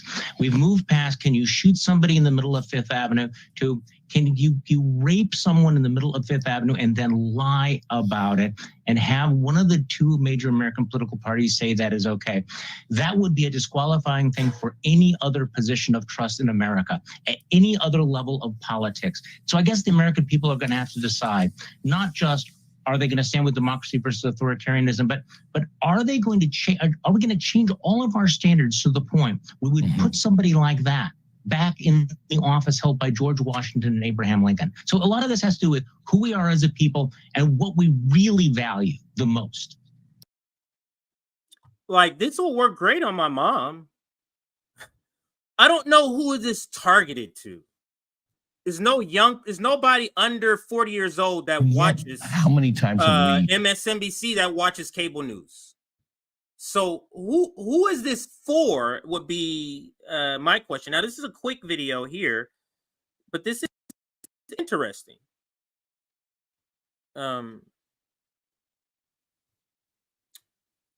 Look at this here. They're trying to say there's no cognitive decline in this guy. Like, they don't know he has cognitive decline. The establishment, the Democratic establishment, is mad about the special counsel report, mostly because the secret is out and the secret has been confirmed. That's mostly what they're mad, because they knew Joe Biden is like this. But let's listen to this video that kind of speaks to that. How his team, the Biden administration cabinet, knows he is in severe cognitive decline. Listen. When it comes to interviews, at this point in their presidencies, Obama did 422 interviews. Trump did 300. Biden so far, 86. Now, why would that be? Because I remember when Donald Trump was doing 300. Mainstream media, corporate media, they were like on him. Oh, Obama did way more. Now look at Joe Biden. 86. Wow, it's like close to his age. Huh? It's funny. Let's continue to the next one. I thought that was very informative. We'll get back to the John Federman piece. Let's get to some other pieces here. This is another one. Because you might be thinking, well, who are they going to replace Joe Biden with if they were going to replace him? And of course, everybody is saying Gavin Newsom, but in order to get to Gavin Newsom, you gotta skip over Kamala Harris. Would be terrible, is what they say. But here is an example of mainstream media banking on their audience not knowing all of the information when she asked this guy this question. But this is a great response. And the reason I wanted to play this video under this segment where we're kind of talking about Joe Biden losing, like Joe Biden is on the horizon, the future for Joe Biden. The future on the horizon for Joe Biden is that he will be losing in November. This is one of the reasons. If you had an open primary, if you had a primary where you actually gave, where Joe Biden had to come out and do things and prove that he still have his cognitive abilities, his cognitive faculties still in place, he will be able to prove that during a primary. But because they closed the primary, this is where we're at. Now we were forced down his throat as a candidate. Now you're forced with him because you didn't have a primary. Donald Trump says very loudly he wants to debate Biden right now, immediately, when he did not want to debate and refused to debate any of his Republican challengers. Why?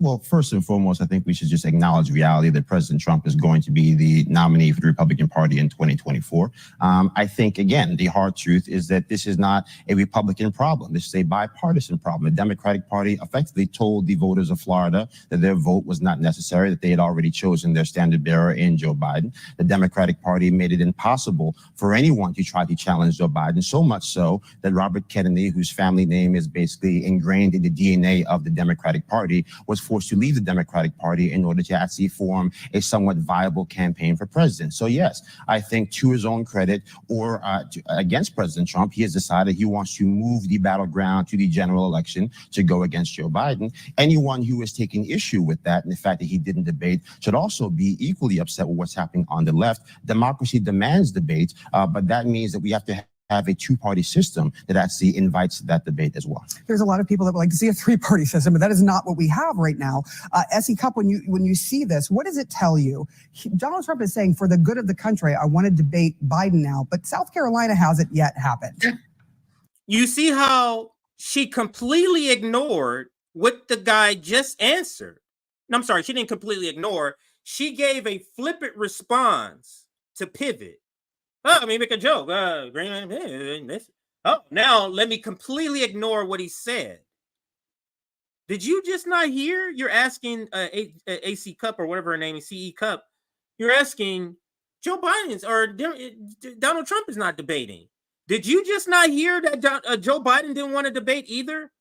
You just did not hear that from the Republican strategists on the left?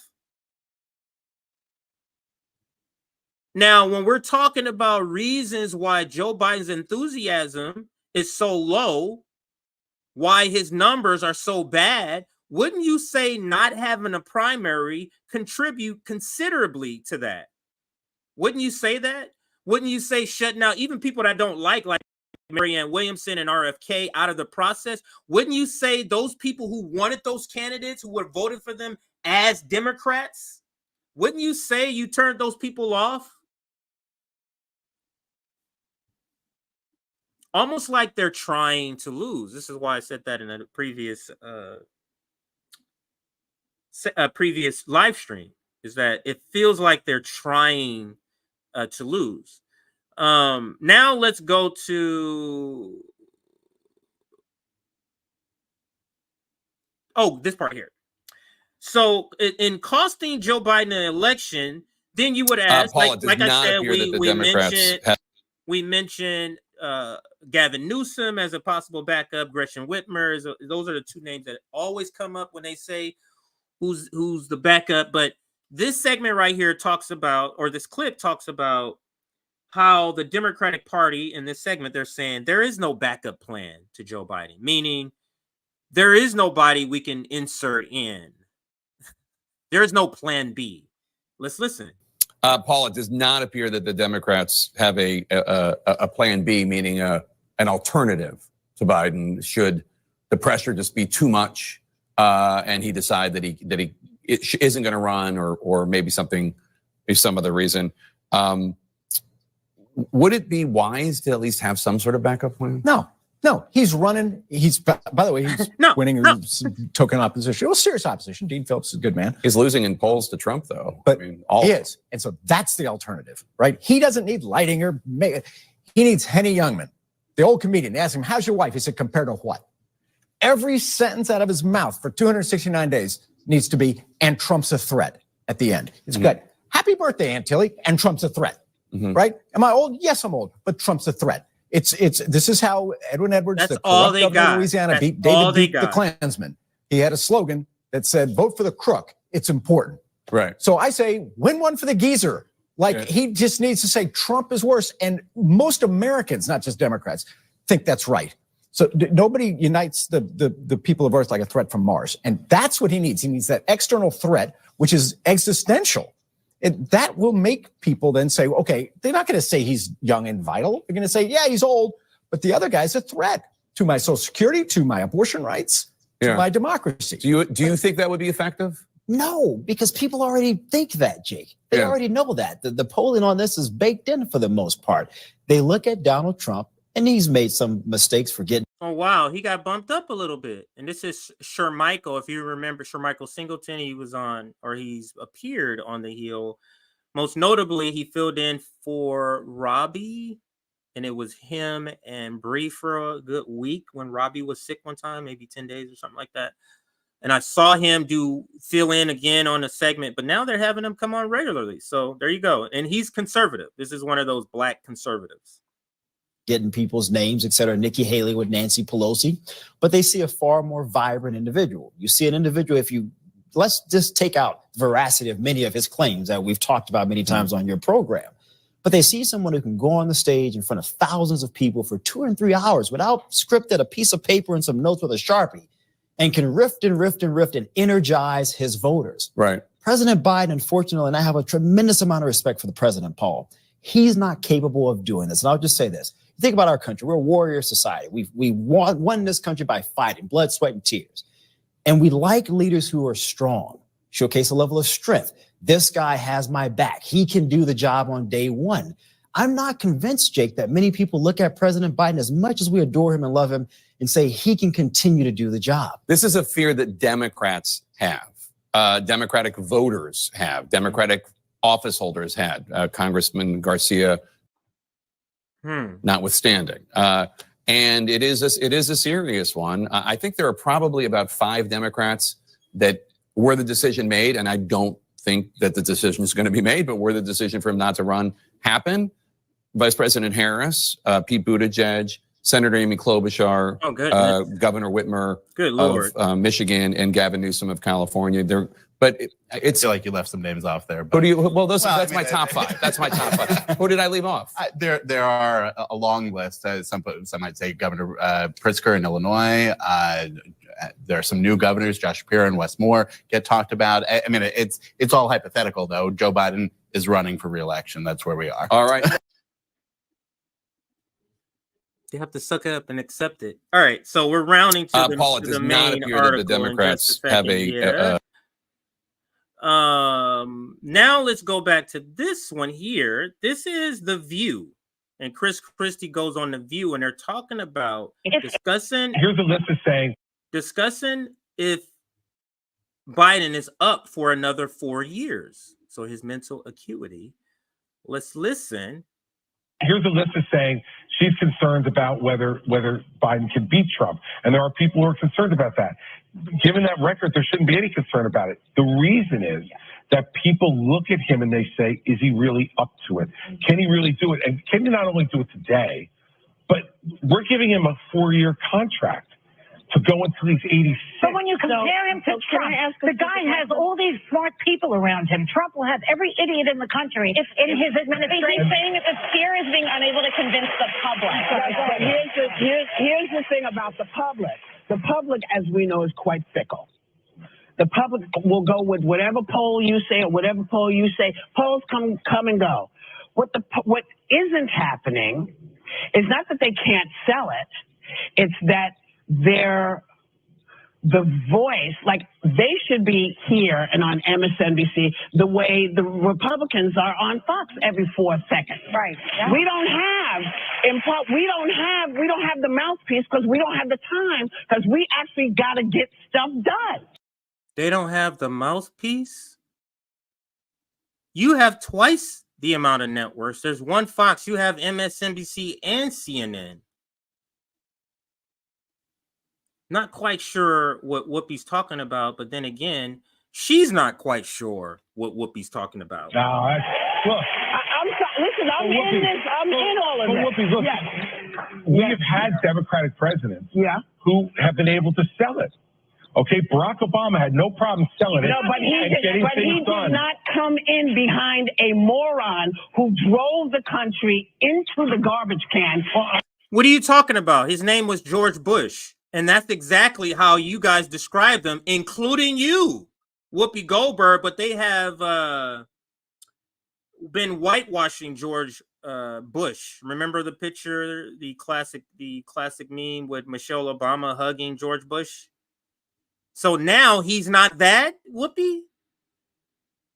500,000 dead Iraqi kids, I would say he is. And also, look, I agree. We never want to agree. But I agree with you on that. But I'm saying I think our problem is less what he's not doing. I think our problem is less how it's getting out there. Because I have to tell you, but that's what I'm saying. We agree. How about this? We agree.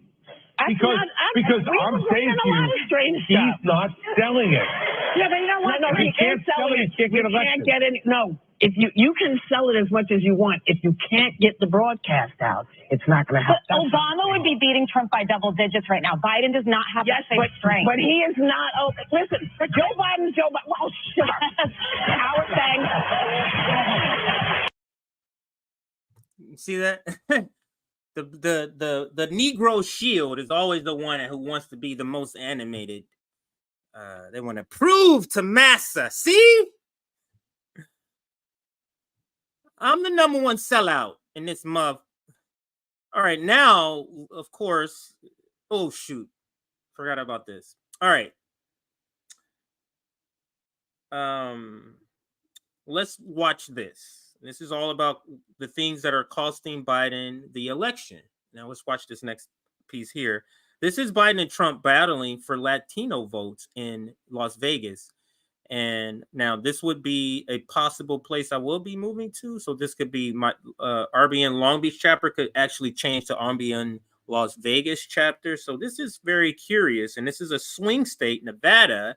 But they're battling for the Latino vote in Nevada. And last poll I checked, Donald Trump is up on Joe Biden by 10 points. It's like 40 to 50 percent. 40% Joe Biden, 50% Donald Trump. But let's listen to this short clip that talks about the battle for the vote. And this is Joe Biden losing part of his coalition is now up for grabs. And the Latino part of that coalition is one of them. North Las Vegas, zip code 89030. According to the census, the most Hispanic place in Nevada. 7 out of 10 people here are Latino. Bienvenidos, bienvenidos. And this is where many spend their weekends.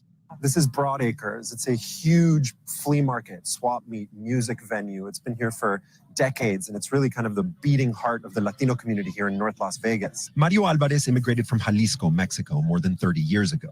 There we go. On the weeknights, he stocks supermarket shelves. On the weekends, he sells old video games. The Super Nintendo? Yeah. Alvarez voted for Biden. Now he's flirting with the other side. Everything's too expensive. There's a lot of people who cannot afford food, rent, gas. What do you think about Donald Trump? You know, I think Donald Trump, it can be. You see, and this is very symbolic of what happens when the American taxpayer speaks to the establishment, to the ruling class, and what they respond with. Listen to the guy on the right say what we need and where we're hurting, and you notice how the host completely skips over that shit. food. So let me make sure I get all of this in here. All of this. For Nintendo? Yeah. Alvarez voted for Biden. Now he's flirting with the other side. Everything's too expensive. There's a lot of people who cannot afford food, rent, gas. What do you think about Donald Trump? There's a lot of people that can't feed themselves or get gas to go to work and or school or anything else. And then you go, what do you think about Donald Trump? That is so symbolic of what happens to the worker when they're asking that. They go, oh, that money's going to Ukraine. What do you mean? No, not to you. A lot of people who cannot afford food, rent, gas. What do you think about Donald Trump? You know, I think Donald Trump, it can be a good president for the country. But there's a lot of stuff he does wrong. I think he got so much hate for some people that he doesn't like it. He just want to be himself, me and me and me. But as far as to bring the economy with the country, I think he would be great. Do you know who you're going to vote for? Not yet. Most Latino voters here are either Mexican immigrants or their children and grandchildren. They used to vote solidly Democratic, but that's changing. Trump made gains in 2020 in the 5 most Hispanic voting precincts in Nevada, all in North and East Las Vegas, just like he's making gains nationwide, now virtually tied with Biden among Latinos in our latest poll. Let me take that back there to see a couple of these numbers here. Jeez. Look at that. Top 5 Latin precincts. And look, in all 5, he gained in all 5. Some of them over like 11% in 2 of the districts. 16%. That's insane. And then the top line number here. Now, you might say, even if, let's say Biden was up 45 to 39, that's still not good. These are numbers like the black vote, the Latin vote, the youth vote. The Democrats need to be up by in the teens, like 15% or more. They need to be up in these categories. So single digits is not going to cut it, even with Biden winning with single digit margins in these categories. Our latest poll. I voted for Obama twice, and Trump was the first Republican president I voted for. Lydia Dominguez, who's from El Paso and moved to Vegas about 5 years ago, is all in for Trump. I asked her why she thinks more and more Latinos are joining her. Because they see what's happening with our economy. They know what the gas prices were, even in 2020. We weren't born yesterday. We recognize that all of the immigrants coming in through our border is not helping. It's causing crime. I grew up around the corner. Erica Castro is a community. So she said the immigrants coming across the border are causing crime. So it sounds like she's falling for the propaganda that is being spewed on Fox News. But the problem, but to add to that, because it's no longer just Fox News, for example, with this new quote unquote immigration bill, CNN and MSNBC has been pushing the same thing. So all 3 networks has been all 3 networks have been on the wrong side of the immigration conversation. Let's say it that community organizer who grew up down the street from Broadacres Market. She'll be working this year to get out the vote for Biden, but she worries it might not be an easy lift. I think for the last few decades, the Democratic Party has really said, we're going to deliver on immigration. And that's been a big talking point for the Latino community. But I think for a lot of Latinos, they haven't seen Democrats deliver on immigration. They've actually seen things get a lot worse. Democrats have historically been able to count on the Latino vote here in Nevada. Is that still true? I think they're going to have to really work for it. That means no. I mean, if he's losing the vote, if he's losing North Las like 10 Vegas, points zip overall, code that means he is 89030. not doing what he needs to do with the Latin vote, which is big there because it's a huge working class population there, Latin working class population. We're almost to that article. Now, on the immigration part, listen to this short little snippet here because she speaks to what I've been speaking to.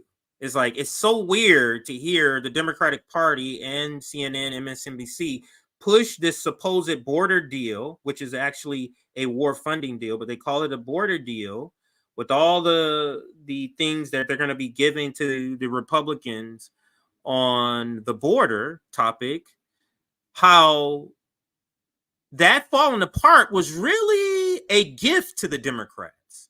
Because if that went through, that's just yet another coalition that they have just shitted on.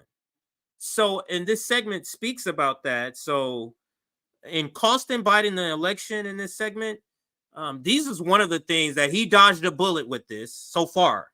Well, I think the border deal collapsing is probably the best case scenario for this president. I was speaking to an immigrant activist organizer in Georgia, and he said that he felt as though their communities are often the punching bag. Like, they didn't understand why this legislation was tied with foreign aid, and that seldom happens for any other issue.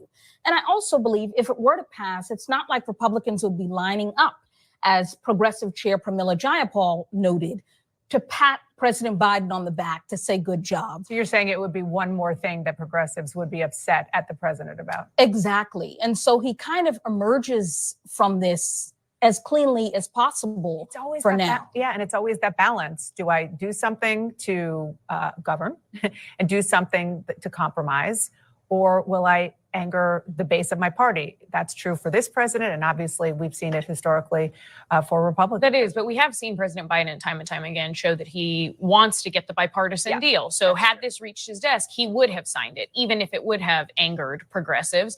And I think that, you know, the bigger picture here, one thing that you're going to see President Biden hammer time and time again is, I tried to make a deal on immigration and the border. There's other Republicans saying that this deal was needed for me to even have control over the border, that if the president by executive fiat could have just shut down the border, then why didn't former President Trump do it? There's that. There's also the Ukraine issue, which is, again, Republicans have abandoned Ukraine because of Trump. They've abandoned action on the border because of Trump. So that's the bigger picture for the I want to say really quick, these progressive organizers, they are going to... Those are two losing issues.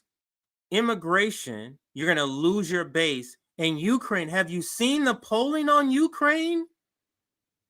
The vast majority of people are against that. Their voters and saying, we need to vote for these Democrats we don't like as a measure of harm reduction. And if that bill would have passed, that argument would have been a lot harder to make. Really? But they don't have that many options. No. You hear that? That's a great point.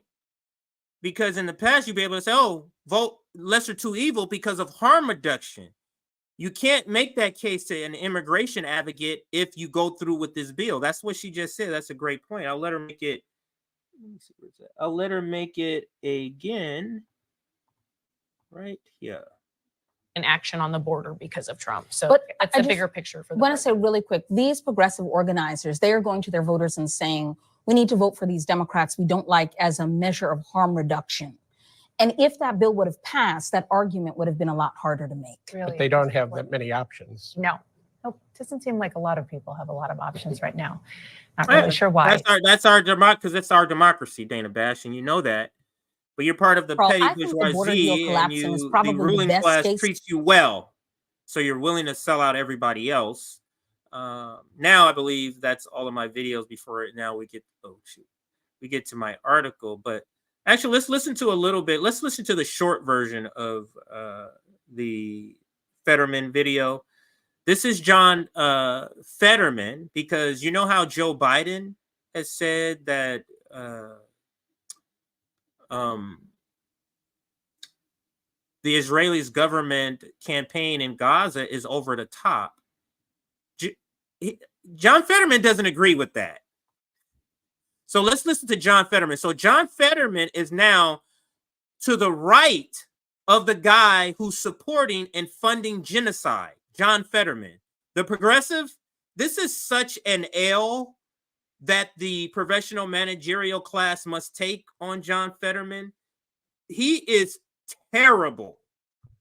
Let's listen to John Federman in this clip here.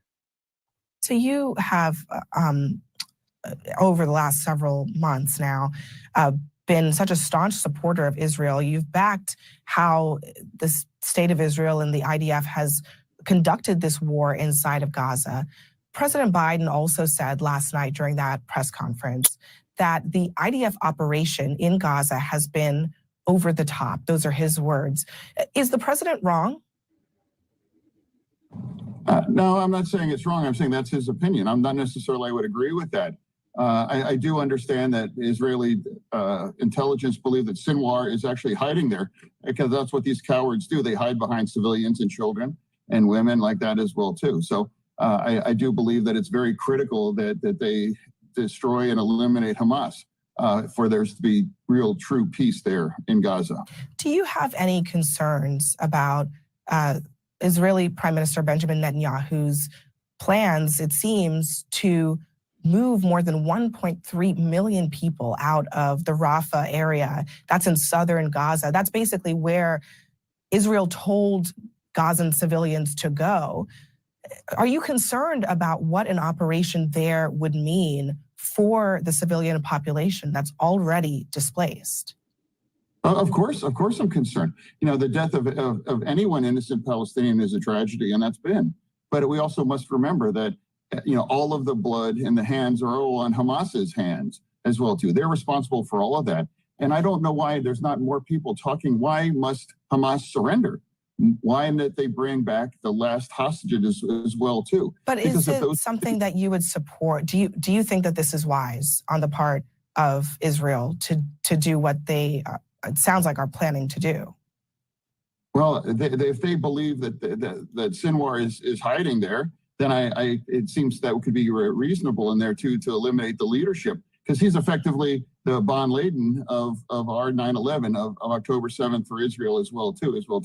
And I know that they really, and I believe they want to minimize any kinds of death of civilians as well too. But right now, I'd say if they just surrendered, if Hamas just surrendered, all of this would be over. I would have a question for the Vanguard, for the Bernie Sanders industrial complex. Is Palestine a single issue still?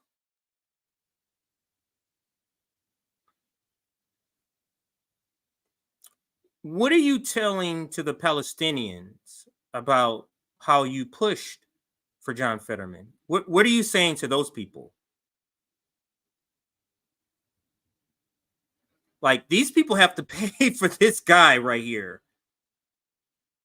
He is to the right. Answer this question. This is a better question. What's different about John Fetterman than Lindsey Graham? How are they different?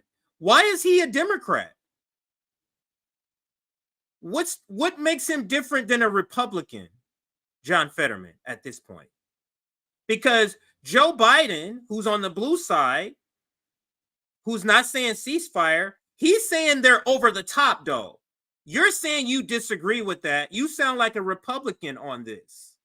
So what is the difference is what I would ask. And now the final part before we get out of here. So you have... Oops. I close that off. Okay, stop. And that is this article here with this headline. I'm going to bring it up here. I believe this is from Common. Yeah, this is from Common Dream, which is, professional managerial class publication. But the headline is Biden's unqualified aid to Israel could hand Trump the presidency. So now let's take this article. Let me see what I have snippets of here. I'll read my tweet before we get to the main article here. And this is what I said. I go on, my tweet says, this article from Common Dream illustrates why the NATO left, aka Social Democrats, and all their publications are white moderates to the Palestinians. Just think about that. The white moderate, now is not the time. That's too much. That's too far. That's too radical. That's what white moderates are. Now, let's apply that to the Palestinians as we read snippets of this article. And I'm going to read this part here.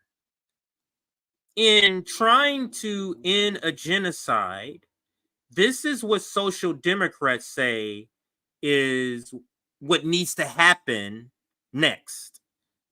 And this is a quote from the article. Words from Biden are not enough. He must use his power as the primary outside funder of Israeli war machine to stop the slaughter of innocent Palestinian civilians in Gaza and to insist on an Israeli commitment to a pathway to a two-state solution which both recognize Israel's right to exist with security and the right of Palestinians to have their own sovereignty.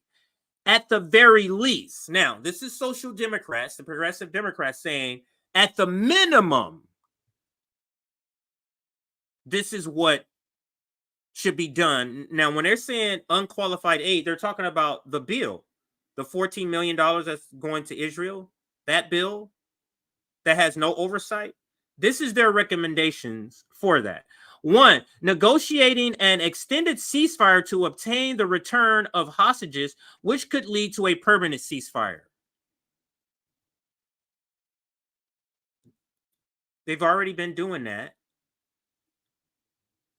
And you see how they don't negotiate a permanent ceasefire. It could lead to it. Facilitating massive humanitarian aid to Gaza. That's good.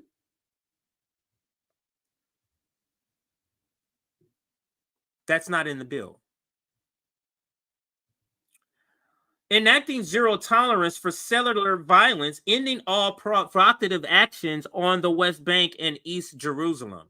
The settlers are going crazy, and Joe Biden sanctioned 4 of them. They're saying you need to do more about the settler violence. Rejecting all plans for Israel to recoup Gaza. Accepting the principle that's abstract, nothing concrete, of an independent Palestinian state. Now, this is what social democracy delivers to you as a baseline of what should be in the bill. We would only have one bullet point. There should be no funding to Israel. There should be no funding to Israel that has killed over 30,000 people. There should be no funding to a nation who says they're not committing a genocide, who says they're not targeting civilians, but their civilian kill rate is something like 95, 97%. Let's bring up the full article, read a little bit before we get out of here. Remember, the target is 800. That's the target for all of our streams now, is 800 likes. Hit that like button, if you will. We could easily get to 800. If everybody watching now would hit it, we would get very close, because most of you have not hit that like button yet. But let's get to this here, this article here. Biden's unqualified aid to Israel could hand Trump the presidency. Now, understand, this is Common Dream. They are the NATO left. They are the professional managerial class left. They are the Bernie Sanders industrial complex. So don't believe by off the title that this article is at all going to be really giving a critique, really going to be making the right assessment and or analysis. Don't think that at all. But let's read. Let me make this a little bit bigger actually here. The unpopularity of President Joe Biden's Israel-Gaza policy among Arab Americans, African Americans, and young people could well flip the electoral. And somebody said I'm saying that word wrong. Electoral, I say sometimes. Electoral. I don't like saying it like that, so I'm probably going to revert back to my other way, but you get what I'm saying. The electoral vote to hand former President Donald Trump the 2024 election. A few ten thousands of these voters in a handful of swing states who likely would have voted for Biden, but vote for Trump, a third party, or just stay home, could well be enough for Trump to win the presidency. And that is exactly what the polls are predicting right now. And I'm talking about not the national poll, I'm talking about the state polls, in particular, the battleground state polls. The Pennsylvanias, the Ohios, the Wisconsins, the Floridas, the Arizonas, the Georgias. As I recently wrote, the 2024 presidential election is likely to be decided by less than 100,000 voters in three of 6 swing states. Biden won the popular vote by more than 7 million votes in 2020, and Hillary Clinton won the popular vote by 3 million votes in 2016, I'm sorry. But in 2020, Biden only won the electoral vote and the presidency by an aggregate of 42,000, almost 43,000 votes in Arizona, Wisconsin, and Georgia. And in 2016, Trump won the electoral vote and the presidency by an aggregate of 77,000 votes, almost twice as many. And those were over Wisconsin, Pennsylvania. And they mentioned Wisconsin twice. The electoral vote in 2024 is likely to be similarly close. Muslim American voters rejecting Biden. A total of 64% of Muslim American voters nationwide and 70% in Michigan picked Biden for president in 2020. A recent poll found that only 5% of Muslim Americans voters currently say they would vote for Biden in 2024. That is completely. I've never seen a poll flip like that. They are down in the low single digits. Michigan went for Trump over Clinton by only 10,000 votes in 2016 and went for Biden over Trump by 150,000 or over 150,000 votes in 2020. It had 206,000 registered Muslim voters in 2021. So do the math. They will lose Michigan. Democrats can't win. No Democrat can win the presidency without Michigan. As well as 300,000 people claiming Middle Eastern and North African ancestry. If only 5% vote for Biden in 2024 and the rest stay home, vote third party, or vote for Trump, that alone could hand Trump, Michigan, 16 electoral votes. At a recent Detroit rally calling for a ceasefire, state Democratic legislator majority floor leader Abraham said, quote, "America, you promised the world that all men and women are created equal, yet somehow you found billions of dollars to dehumanize Palestinians." And I'm going to skip through to the next header and read a little bit of this one and then skip through and read a little bit of the next one. African Americans voters rejecting Biden over Israeli policy. Speaking of Georgia, where the African American vote is key, Biden's stance on Israeli-Palestinian war is one of the factors likely depressing the African American vote for Biden, as it is the rest of the country. More than 1,000 African American pastors nationally, including 200 in Georgia, representing hundreds of thousands of congregants, have demanded a ceasefire through open letter and advertisement. One of the first singers was Reverend Timothy McDonald of the 1,500-member First Baptist Church in Atlanta. It's Ilkanium Baptist Church in Atlanta, who stated, quote, "I'm going to be very hard to persuade. It's going to be very hard to persuade our people to go back to the polls and vote for Biden." Overall, in 2020, the Democratic Party held a 77% to 11% advantage over the Republicans. The latest poll shows that shrinking to 66% to 19%. Now let's push to the young voters section here. Young voters rejecting Biden over Israeli policy. And so you had Arabs, you had African Americans, now you have young voters. Polls also show shifts of under 35-year-old voters away from Biden, with some polls even showing Trump defeating him among this group. We talked about this earlier. In Pennsylvania, a recent Quinnipiac poll in Pennsylvania showed that Biden up by only 5% over Trump compared to 16% in 2020. Let's move to this last part here. How can Biden both do the right thing and reclaim lost voters? Now, you see how they separate it as if doing the right thing won't reclaim lost voters. So this is telling me, just this header is telling me that they're claiming that doing the right thing isn't completely withdrawn from the support for Israel. That's just my bet. But let me... Oh, somebody sent me an image here to check it out.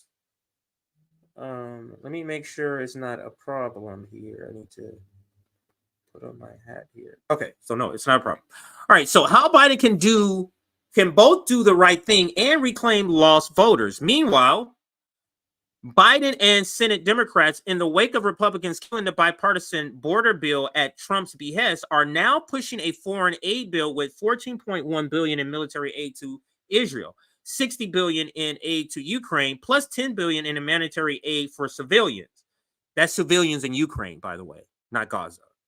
The Ukraine aid is probably necessary to help Ukraine have enough supplies to hold off Russian aggression. As Financial Times columnist Gideon reported, the ammunition shortage in Ukraine has already led to an increase in Ukrainian casualties, and the humanitarian aid is a good thing. If any, it's not large enough given the scale of the humanitarian crisis in Gaza. But nearly $10 billion more in unconditional aid, military aid that is, to Israel will only demonstrate America and Biden's lack of concern for Palestinians and will threaten Biden's reelection, which right-wing Israeli Prime Minister Benjamin Netanyahu is probably hoping for. U.S. military aid to Israel exceeded $3.8 billion in 2023, and the U.S. is already committed to providing at least $3.3 billion in military aid through 2028. Another $10 billion in military aid would constitute about 2/3 of Israel's annual military budget. So we're providing 2/3 of Israel's annual military budget, and we can't get health care.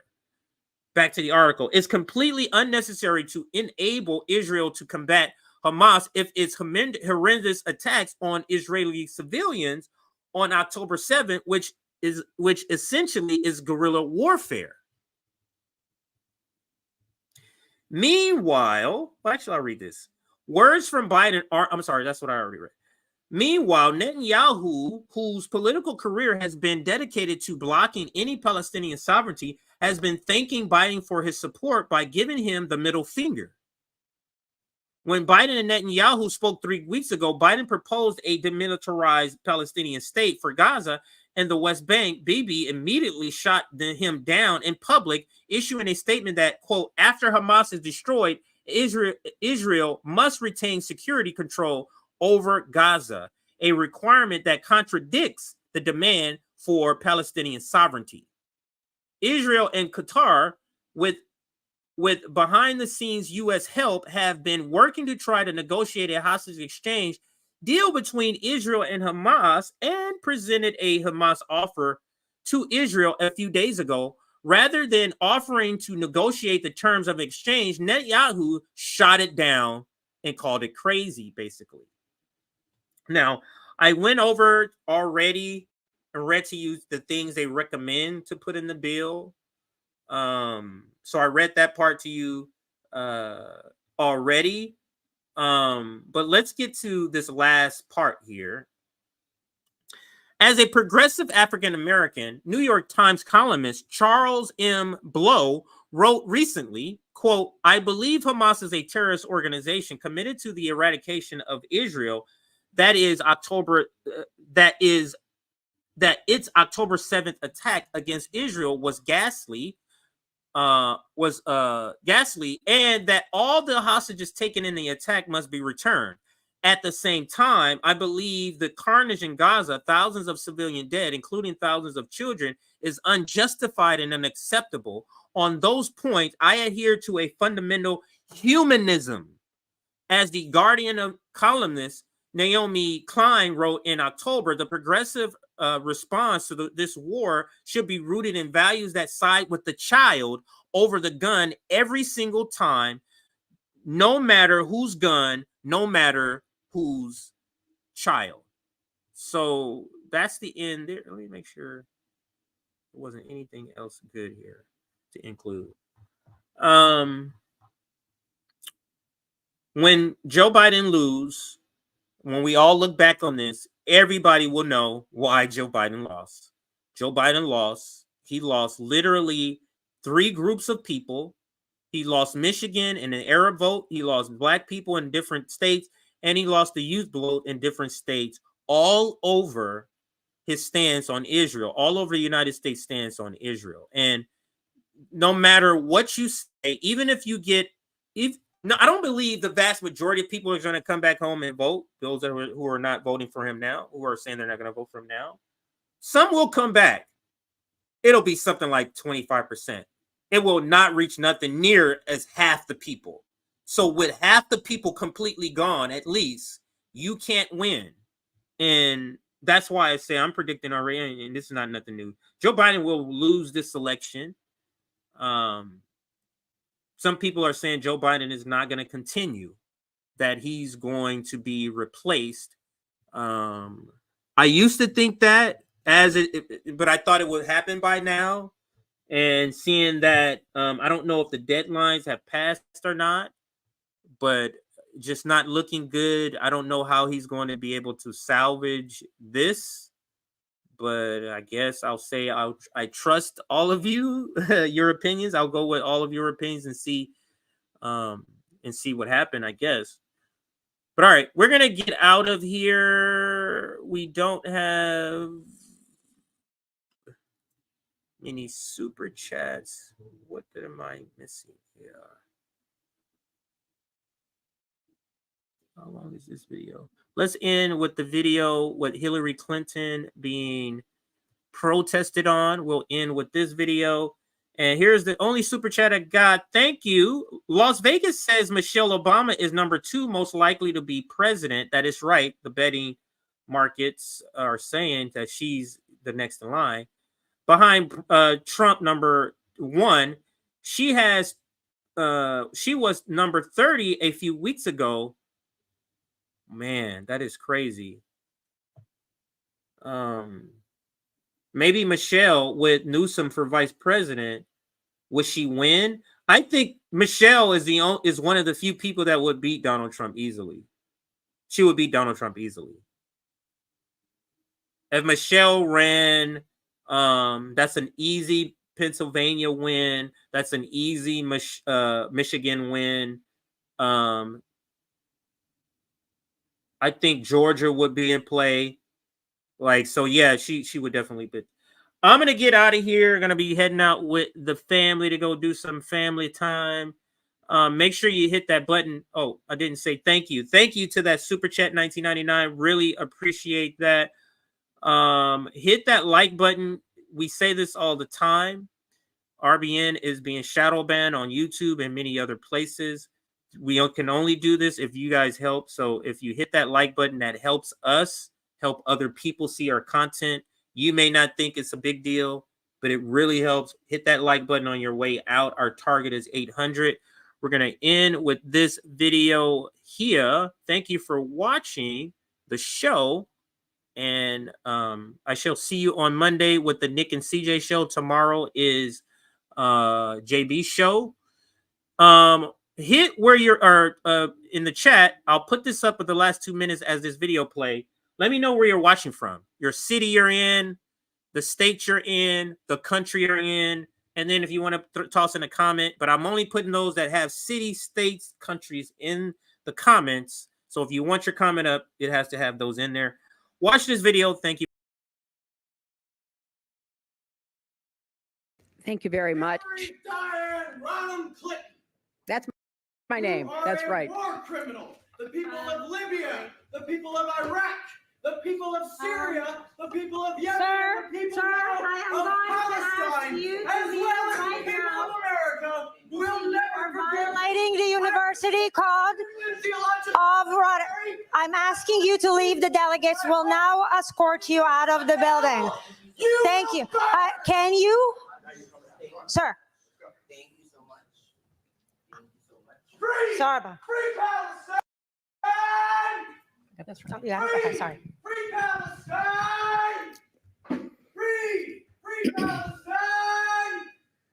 Free Palestine! Okay. Let me thank all of you for coming because this is such an important subject. And as you just heard from Milan, it is one that she and I and so many others have been focused on for decades. And yelling doesn't solve the problem. The kind of hard work and the work that you will hear from the panelists today, I think it's important that we, okay, all right, we're gonna stop a minute, and I don't, if you know what, why don't all of you just interrupt me so that you won't be interrupting our panelists, so that we don't have this kind of disruption when we have people who are real experts in this area. And so I think it's important to focus on the event we're here. People are free to protest, but they are not free to disrupt events or classes. And that is going to be the standards that we follow here and going forward.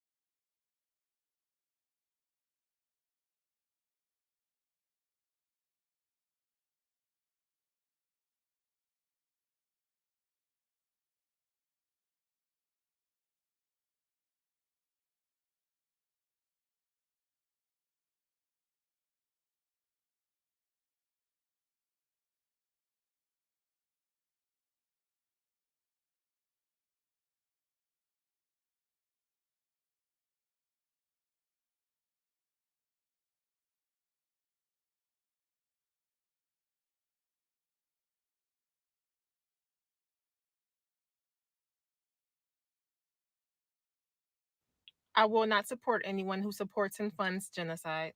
Then you're going to be the reason Trump gets reelected, and then all your rights will be taken away. I will not support anyone who supports and funds genocide. Well, when the Republicans get in office, they're going to go ahead and make this back to Jim Crow South, and Black people won't have any rights. I will not support anyone who supports and funds genocide. I understand. I am anti-genocide too, but it would be way worse if anyone else was in the office that isn't blue. I will not support anyone who supports and funds genocide. You think the Republicans won't kill Palestinians? They'll kill more. I will not support anyone who supports and funds genocide. We need to think about us and only us in this country. You think they'd care about you? Oh, for the love of God, I will not support anyone who supports and funds genocide. They brought this on themselves. You're just anti-Semitic. I'm still not supporting anyone who supports and funds genocide.